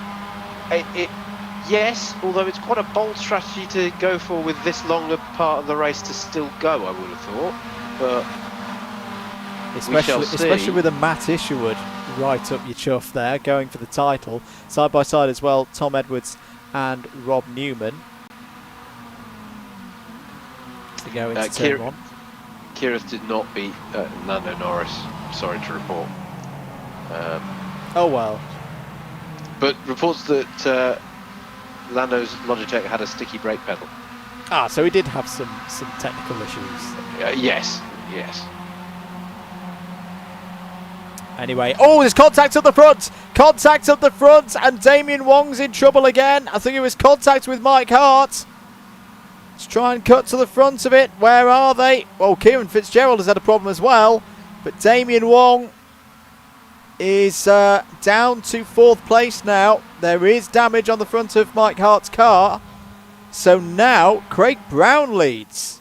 So Craig Brown, another driver who's taken up iRacing in this crazy year of 2020, could potentially be on for his first win here, because his lead is now some 2.5 seconds with this lap plus 4 to go.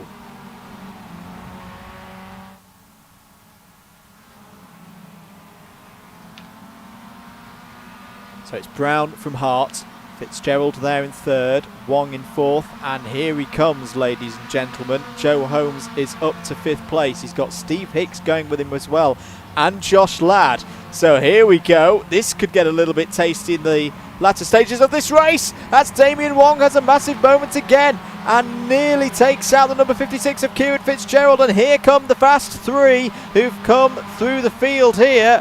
Holmes, Hicks and Ladd. Joe Holmes gets past Fitzgerald there for 3rd place. Fitzgerald cuts back in. And there's a lot of cars still in that shot there, as Hicks goes down the inside of Fitzgerald. Just holds a nice line there, doesn't want to get involved with these guys going for the title and the round win tonight, and potentially scupper his own race. So that's Holmes up to 3rd, Hicks 4th, Ladd in 5th. This lap plus 3 more is the time to catch up to Craig Brown there. The gap from Brown to Holmes is, as Wong gets into the back of Fitzgerald and nearly takes out Josh Ladd as well. So Damien Wong out of control into turn 4 again, not for the first time this evening. Ladd and Fitzgerald going side by side now. Fitzgerald leaves some room for the Cardiff University student, and Ladd does indeed get through.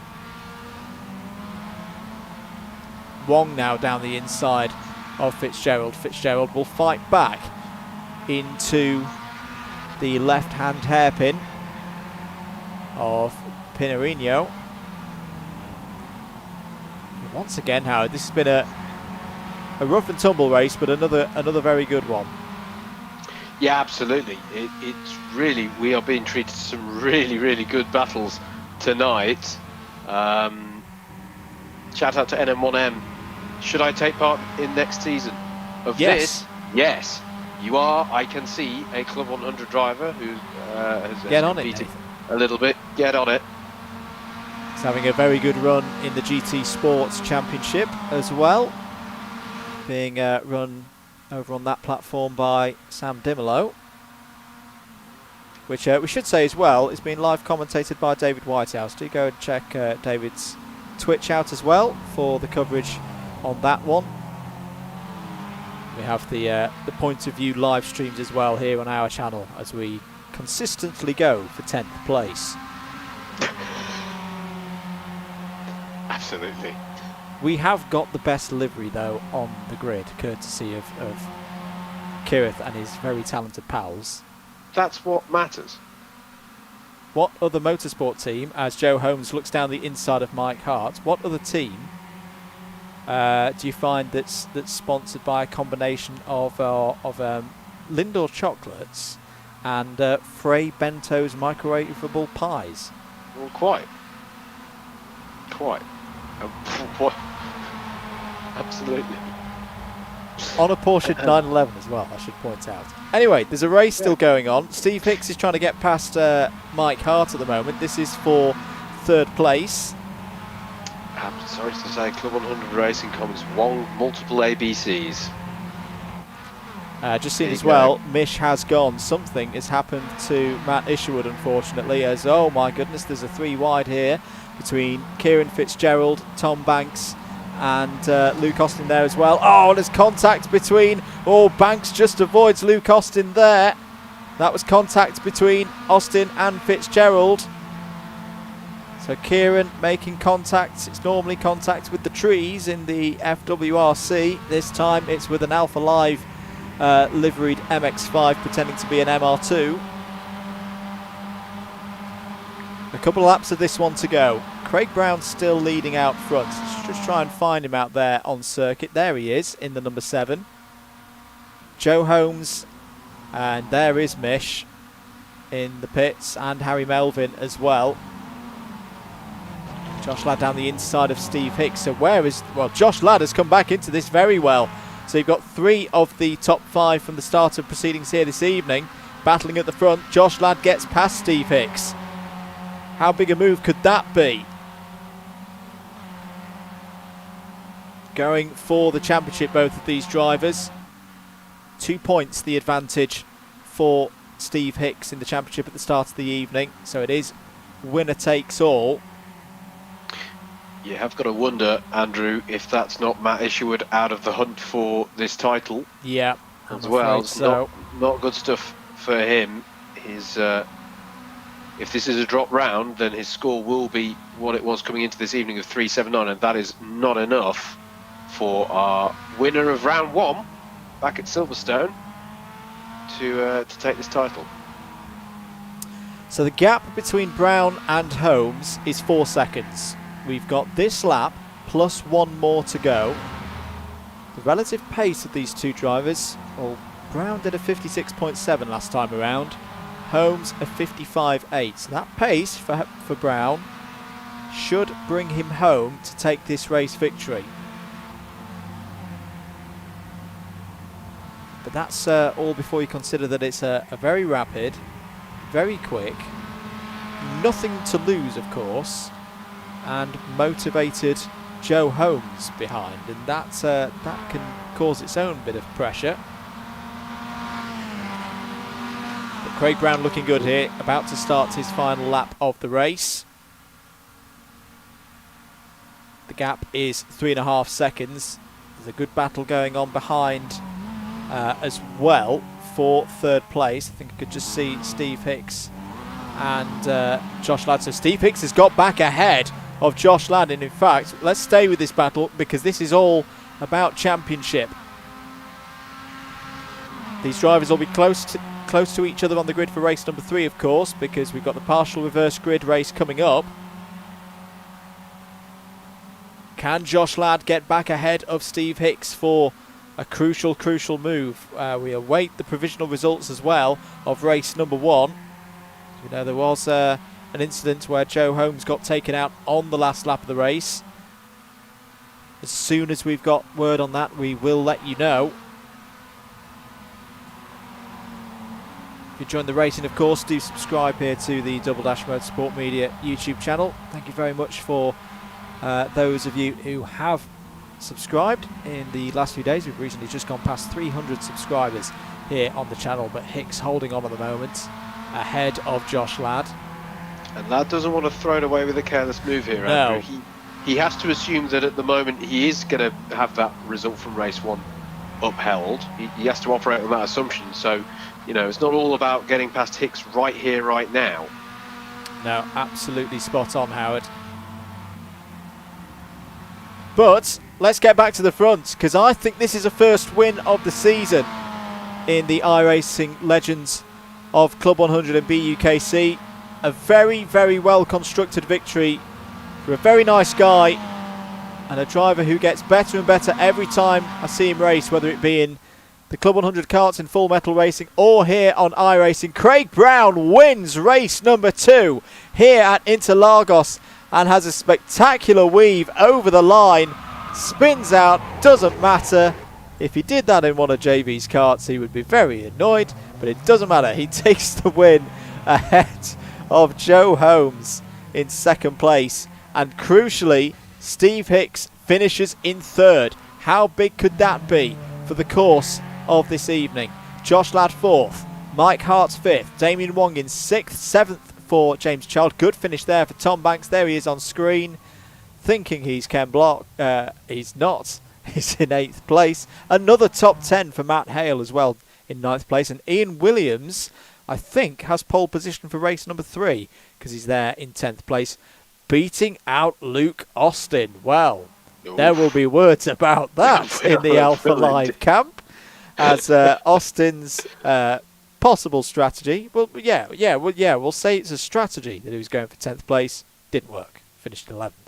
12th for Ben Bennyworth, 13th Michael J. Preston, 14th Simon Young, Tom Edwards in 15th, 16th for James Ibram, 17th for Andrew English, 18th for Daniel J. Thomas. I think that's his title challenge over and done with. So we are going to be down to 2, aren't we? It's going to be Hicks and Ladd going toe-to-toe round Interlagos for the title in the final race. And that's kind of what we want, isn't it? 2 drivers going head-to-head. Kieran Fitzgerald 19th, Peter O'Connor 20th, 21st for Tom Dix, Adrian Goodwin 22nd, JJ Aston, Rob Newman, Matt Isherwood, Piers Price. So Piers Pryor fell by the wayside in that race as well. And that was your result. Another really, really entertaining race, that one, mate. Maybe, I'm going to be honest, I think race 1 edged it. Just beating it. But that was another thoroughly entertaining one. This is really serving up some tasty battles here, and we're going to go into sadly our last race of the season in many ways, but it really has been a highly entertaining evening so far, and I am certain that this last race will give us one last helping of serious entertainment. I think it's been the best night of the season so far. I'm not just saying it because it's the last round and I'm feeling charitable. I think the general standard of this field has been highly impressive, and it's been super close and super competitive. I couldn't agree more. Absolutely. In terms of stuff coming up on the channel, we've got a short warm-up session just whilst people reset. We should be back on Sunday night for some more Sunday night streaming where you can come along and laugh at me try to actually do some iRacing and fail spectacularly, like on last Sunday night when I was about to get another top 5 and then binned it on the last corner on the penultimate lap. So if that's the kind of stuff that you like to see, do subscribe for that. And fingers crossed as well, as we say, we wait to see what happens obviously with Lockdown 2.0 and whether we get another Club 100 round in. But if we do, and we get another E60 in, hopefully we'll be able to get some good GoPro footage and have another little vlog on that as well. And we'll definitely have that going into 2021 as well. And as you say, we're on Facebook as well, at Double Dash Motorsport Media. We've got some plans for some new podcast episodes coming up, especially as we get towards... We're in review season, aren't we, Howard? We are, yes. Coming to a close. We absolutely are. Yes, plenty of reviews for us to do. And it's one of those years where I think it's important, because it's been such a crazy year, it feels important to have a bit of a review and a look back and appreciate, some of the things that have gone on. For example, a bit of motorsport history being made in the F1 at the weekend and that sort of thing. It's important to look back over these things. But yeah, Ian Williams just says, "Oh, great, be gentle, guys." Yes, understandable, but as we say, controversy within the Alpha Life. Exactly, Luke. What did happen to the team orders, Ian? Now look what the situation is. We're having a domestic. We're having a domestic in the lobby. The warm-up, I don't think everyone actually went out for the warm-up, but that's okay, because it was a chance to review the situation. I'm just going to try and find where our leader is. And so as we say, Ian Williams will be on pole position. Matt Hale is on the front row. Tom Banks, James Child, row 2. Damien Wong and Mike Hart, row 3. Josh Ladd and Steve Hicks, row 4. My intelligence that I've received tells me that Josh Ladd and Joe Holmes, Josh Holmes was a guy I knew at uni, are tied on points for this round. Now, Josh Ladd has to beat Hicks in terms of round points by 2 points or more. If he wins the round, he does that automatically, irrespective of what Hicks does. But if he doesn't, it's then all down to being 2 clear positions in terms of the round. We will keep abreast of that situation across the course of this next 10-lap race. We are ready to go for the last time here at Interlagos this evening. Eyes on the lights. Ian Williams alongside Matt Hale on the front row of the grid.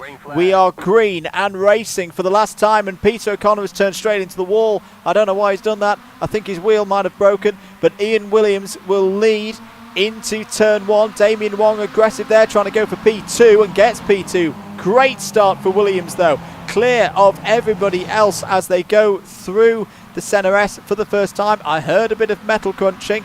I hope everybody's been able to get through okay. Tom Banks there up to 3rd place. Matt Hale still in 4th.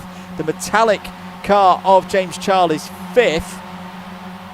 I do think all of them have made it through, apart from Peter O'Connor, who had that strange incident into, well, not even into turn 1 as, contact between Luke Austin and Craig Brown. Craig Brown maybe doing a bit of a 2012 Sebastian Vettel there as one of the Year 1 racing cars. Both Year 1 racing cars are going round. So both Harry Melvin and Matt Isherwood in trouble there, but crucially neither of Josh Ladd or Steve Hicks involved. There is Steve Hicks in the McLaren homage livery. Now where is Josh Ladd in all of this? How far through the field is he? Can't actually see where he is at the moment. I don't think he's running. Where is Josh Ladd? Why is Josh Ladd not running in this race? Is the championship over? As there's contact there between the number 19 G3 Pro entry of Matt Hale and Mike Hart. So Mike Hart has contact there with Matt Hale. That's such a shame for Hale because he was looking for another top 10. He's got a lot of work to do now. So sadly, Howard, I think our title battle is all but over. Josh Ladd is not running. Well, that is a real shame. That is, of course, not how we would want this to be decided at all, mate. But if that is the way that this cookie is going to crumble, then indeed that would mean that the championship fight is done. Damien Wong takes the lead of the race then. Ian Williams still there in 2nd. Tom Banks, who's run some fantastic liveries throughout the season, here in the Shell Helix livery, is in 3rd. Banks has been in these positions before, had a very good run at Spa earlier in the season where he had the chance of a race win. Here is another one, early stages of race number 3 at Interlagos. We're on lap number 2. Saying that, Joe Holmes is up to 4th. And we all know what that means. He's on the push yet again. Mike Hart's there in 5th. James Child, Luke Austin. Tom Edwards has had a quiet night, but is running well in this one at the moment. Caution, student driver on the side of his car. I think he's probably more than a student now. He's been very accomplished through the course of the season, running here well in the top 10. I don't know how to break this to you, mate, but success in iRacing doesn't graduate you as a student. But yes, I know exactly what you mean. But yes, no, he is driving well here. Not mentioned him too much this evening, but hopefully this last race can go all right for him as the evening sun streams down on our Interlagos circuit with the shadows growing a bit longer. Although fortunately not in the dark conditions we had that practice session in all the way at the beginning of the stream. Should say as well, whilst this race continues, end of the month, if you haven't heard already, our friends over at Rich T Racing are getting in on the Movember funds raising action and are hosting a 6-hour race in conjunction with Apex Racing TV. And we'll try and get the link for that one as well and stick that in the chat. But we will have a Double Dash Motorsport Media team for that race. Myself and our endurance teammate Andrew Ward, very accomplished iRacer. We will be taking on that challenge in the GTE class, and you can too. You can get involved and get into that race. Should be a fantastic event for a fantastic cause. £15 per team is the entry fee, and that, as I say, is on the 28th of November. 6-hour race, multi-class race. It's basically, it's even around the same circuit, it's basically a mini Le Mans 24 hours. We will have a point of view stream of that one as well. So all to look forward to. Damien Wong continues to lead this race. Tom Banks, though, is up to second place. This will be a great way for Banks to finish the season. He's looking for a top 10 points finish. He's raced again very solidly tonight, so he's looking good for that. Joe Holmes there in the number 27 G3 Pro car, trying to find a way past Ian Williams at the moment.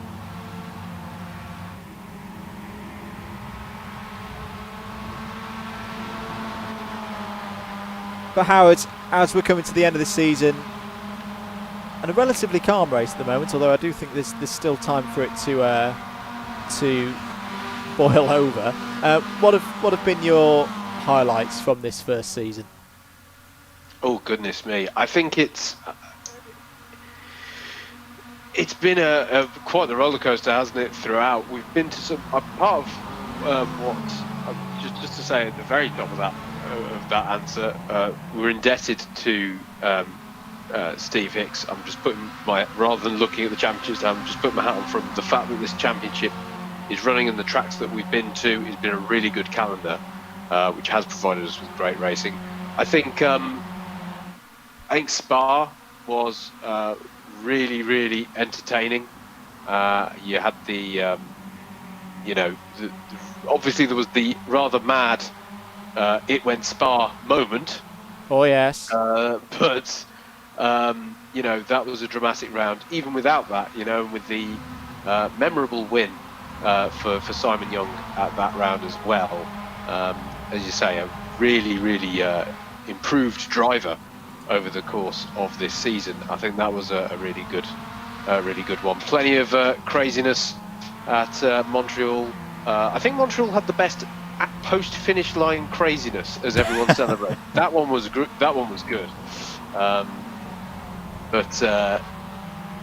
Yes, it's just been a really fantastic season all around, and it's great to see how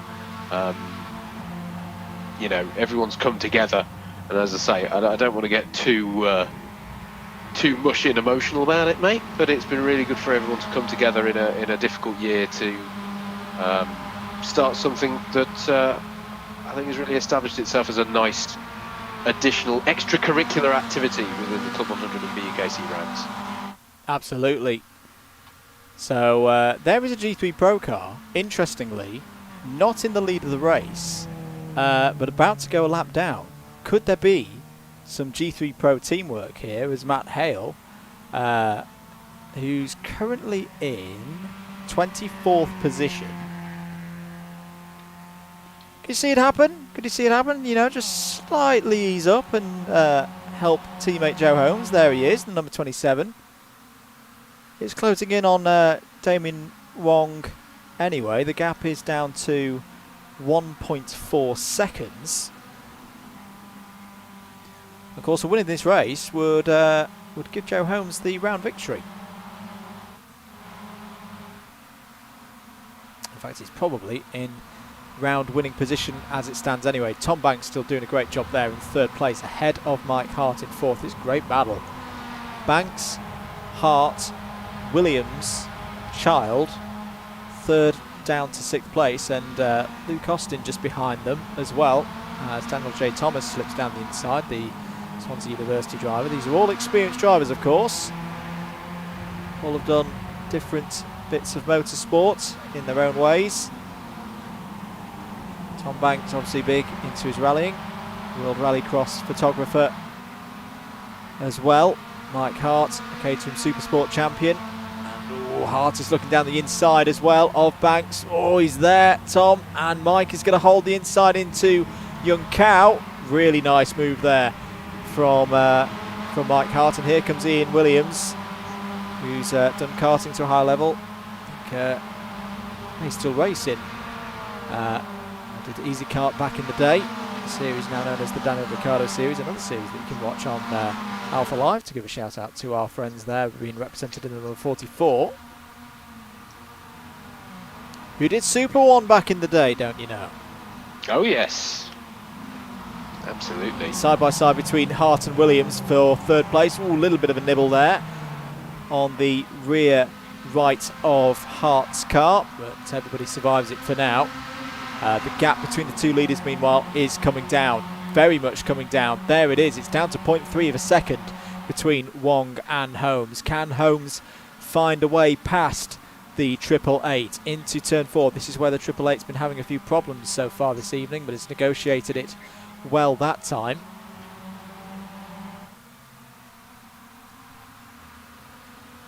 Behind them, look at the battle going on for third place. This is a great scrap. There's Matt Hale still going round as, whoa, Ian Williams round the outside of Tom Banks there. Daniel J. Thomas has got up to sixth place now. He's looking to the inside of Banks there, but Banks covers it off. Side by side between Williams and Hart. This is all going back and forth. Will Williams cuts the inside, trying to look. This is where, of course, Lewis Hamilton and Alex Albon collided last year in the Brazilian Grand Prix.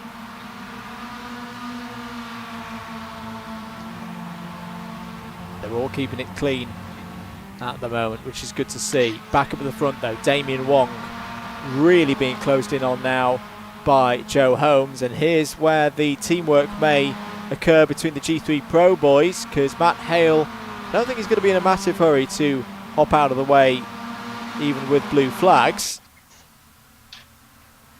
especially how the start of this race occurred. But can Joe Holmes find a way past Damien Wong? They're going into the Senna S. Wong down the inside of Matt Hale. Where has Matt Hale gone? He's completely disappeared off the screen. Still leading is Wong, but Joe Holmes is right there as they come through turn 4.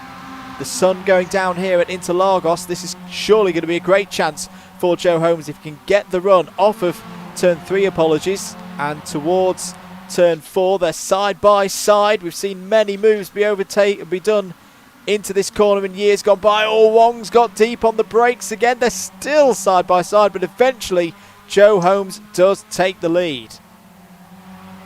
Brilliant stuff, mate. Absolutely great exchange there between the top 3.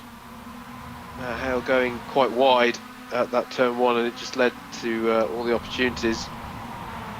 Look at this battle for third. This is fantastic. Tom Banks is now back into that position. Michael J. Preston is here for Christmas. Boom! Down the inside into P4. Has got through past Mike Hart, but I think Mike Hart has fought back. Yes, he has. I feel like that livery needs to be going around Wilton Mill. Yes. Well, someone that's... Sorry, Howard. We definitely need to find as well, as we approach Christmas, somebody find that old footage from the BUKC from years ago of Santa being led by Rudolph at Wilton. that needs to be dug out at this time of year, doesn't it? It does. But, our friends at Bruno. Oh, spin at the back, and Luke Austin, I think, has been involved. Let's try and find that one. Oh, he's about to be rear-ended by a man who likes Jägermeister. Tom Dix. Oh, that's a sorry sight. That's like me in my student days, having had too many Jaeger bombs. Anyway, moving swiftly on. Well, I'm not so sure about that. No, yeah, okay. I should just say, by the way, I do recall a few moments ago when you were saying this one's quite quiet, but it's coming to the boil. It really has, hasn't it? Yes. Fantastic battles out there. Should just say, whilst as we go into the last few laps, have put the details of the iRace for November in the chat, folks. So do check that out. That Rich T Racing event coming up towards the end of the month. We're back at the front. Damien Wong is giving Joe Holmes a bit of a hard time at the moment. Joe Holmes has not been able to pull away. Of course, the slipstream is quite large around this circuit, especially that pull up the hill towards start-finish. Very high altitude in this circuit as well, which means the air's thinner. I'm sure iRacing have got that modelled. So the race for the lead isn't over. I'm pretty sure that Joe Holmes, whether he wins this race or finishes second, will take the round. Tom Banks, I was about to say had a gap. It's about a gap of 4 car lengths, I reckon, in there in third place. He is in the Alex Albon position before the Blessed came on the scene and took him out of that spot. Let's hope the same doesn't happen to the number 18. Oh, as Mike Hart has another look down the inside of Michael J. Preston, who's raced again really well tonight. Looking forward to seeing Michael come through in 2021. Hope he's a season regular next year. 2 laps to go then. Joe Holmes holding on at the moment, ahead of Damien Wong. You just see them there. And Holmes doing that defensive line as he did a lot in race number 1. Banks is going to have a piece of that as well. Just get it down on the brakes, hold the inside line. It's very, very tricky to overtake through the centre S. He's given a good bit of respectful room there to Michael Preston. They could be 3 wide coming off of turn number 3 as Mike Hart is in there as well in the mean machine. As whoa, a little bit of contact between Banks and Hart there as Banks looked to defend into turn 4. Banks defending again. Has got to really. He's defending well, but oh, now here comes Michael J. Preston, who may take the 3rd position, and he has. He has. That's a great run off of turn 4. Child and Thomas in there as well. So can Michael J. Preston now hold on to this position? Joe Holmes has just edged away from Damien Wong a little bit. The gap is half a second. They're 7.5 seconds up the road of this battling group. Should say Steve Hicks is still running out there. So we say we're fairly certain he has taken the title as a result of what's unfortunately happened or not happened to Josh Ladd not being in this race. He's currently in 15th place. He's not actually having that stronger run. Let's just try and find where he is. There's Rob Newman. And Bennyworth as well. Adrian Goodwin having a good race here there. Good to see Adrian in the top 10. You see the drivers running wide there. That is not track limits. The game doesn't call that track limits. Don't know why, but it is the quicker line. And everybody does it, so nobody gains an advantage from it. There is Steve Hicks. There is your championship leader about to go on to his last lap. He's got Simon Young battling him. So these are the 2 guys with the Senna tributes tonight. I think Hicks is just taking it easy, making sure that the car gets to the end. Apologies for the jumping around the cars. Let's find our leaders. Joe Holmes and Damien Wong going into turn 4 for the last time. Ooh, little bit of contact between Holmes and Wong there. And Holmes doesn't want to lose another race victory down there at turn number 4. They're going at it. They're on the last lap here of the final 10-lap race. Wong trying to cut to the inside as they go into sector number 2 now. But this has been very impressive from Joe Holmes tonight. I've not seen him race in iRacing before. I wasn't sure how he was going to do, but we got that tip off from Matt Hale that the pace was very good in testing last night. It was like, okay, yes, this is a competitive gentleman, and rightly so, because he's very good at his craft.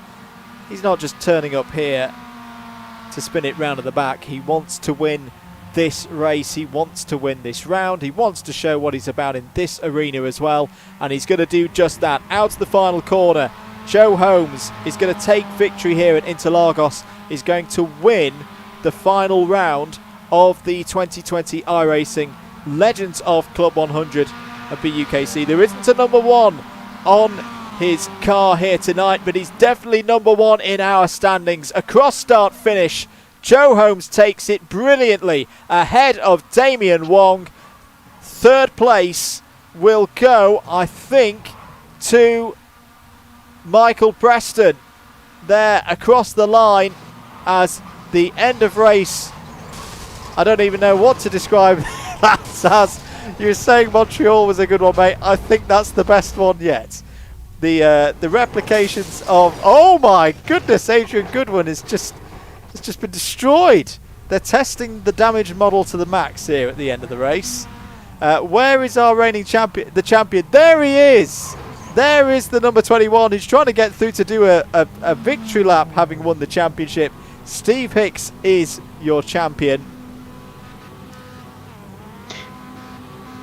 Yeah, we didn't have this damage model at Montreal, did we? This is quite something, but yeah. The post-race shenanigans, that's what we'll call it as. But yes, in fact, I don't think it's going to change the results of the round, but Damien Wong is being scored as the winner on my screen. I wonder if there was a penalty, a short time penalty at the end. I don't think it'll matter too much. Joe Holmes will have won the round. Ben Bennyworth there in third place. So in fact, a lot of changes. No, this must be the shenanigans have broken timing. That's how crazy it got at the end. The timing has fallen over, ladies and gentlemen. So that pretty much brings us to an end, doesn't it? Howard, sum up for me this evening. I don't think it's quite what we've been expecting, but it's been a lot of good fun. No, I do have some news hot off the press though, because there's plenty of information coming out in the chat. So before I summarise the evening, Josh Ladd contact between himself and Craig Brown in turn 1, which Craig Brown is describing as completely his fault. So very good of him to own up to that. But it looks like that was the crucial moment for Josh Ladd, and unfortunately the old phrase of to finish first you have to finish is very much true. But yeah, so unfortunate there, but that is the explanation of what happened there with Josh. But that is the way that it's gone down here in the final round. And I suppose that does come into the summary, mate. It was a close championship right up until the end, all the way through. It was a very close evening of racing. We had wheel-to-wheel action throughout the whole thing, and I think that's been a fitting end, therefore, to this season of our iRacing Legends of Club 100 and BUKC. It has been really fun. I've thoroughly enjoyed watching all of the rounds. It really has been very entertaining. It's been great to see so many people getting involved. And I should say thank you to everyone who's interacted on chat. This has been the most lively chat we've had of the season as well, and that's really good as well. I suppose my only thing, mate, is my sincere hope that the next time we do one of these, we might be able to be in the same location, so that I do often think that some smoke must be emanating from your ears or something as you're trying to keep all this stuff together. So it's been a pleasure to commentate on it with you, mate. But hopefully next time I can actually help you out on the ground at DDMM HQ. But no, it's been a great evening's racing. I think that race 1 it does have to go down as the best race of the season. Just the standard of the battling at the front was fantastic. Yeah, it's we had a few server issues to get going, but once we got going, it was highly entertaining. And we're indebted to Steve Hicks for getting this championship together. It looks provisionally. He is the man who will be able to tell us the final results, of course. But we do provisionally at least say it's also congratulations to him. But let there be no sincere accusations of anything of a fix. He had to fight for that championship, did Hicksy. Absolutely, tooth and nail all the way, and it is well deserved. I couldn't put it better myself. Thank you, Howard, as well, for all of your help through the season on the chat, as always. Should mention as well, thank you to James Johnston, who did some of the comms duties as well earlier in the season. Thank you to their support. Thank you to all of our drivers. I've really enjoyed doing these on a Wednesday night, and long may it continue. It will continue. As we say, we are making preparations for an even bigger and better 2021 season that you'll be able to watch here on the channel from Double Dash Motorsport Media. If you have enjoyed it and you haven't subscribed already, and you can click that button, that would be really, really well appreciated by us both, and we have had some people do just that tonight. So thank you to those, including Sleepy Cat Racing. I can see that they have subscribed. And yeah, the Facebook as well, at Double Dash Motorsport Media, where you'll get all the latest updates from us. Find all the links to the podcast as well. As we say, we're going to be having some podcast episodes coming up, reviewing the BUKC season, the Club 100 season, a bit of Formula 1, WEC. Anything that we can find time to talk about, we'll record and put it out for you, because some of you seem to like it. Quite a bit of stuff we don't have time to talk about. We talk about it anyway. Yes. We seem to go on for quite a while. So Twitter as well, at Double Dash MM, same handle on the Instagram as well. And I think the last thing that we will mention tonight as well, thank you very much to those who've donated to the Movember page. We are, of course, keeping that running all the way through to the end of the month, and possibly beyond. If Sheffield United haven't won a football match by the end of November, we're going to send it into Movember extra time until they do actually win one, at which point it will come off.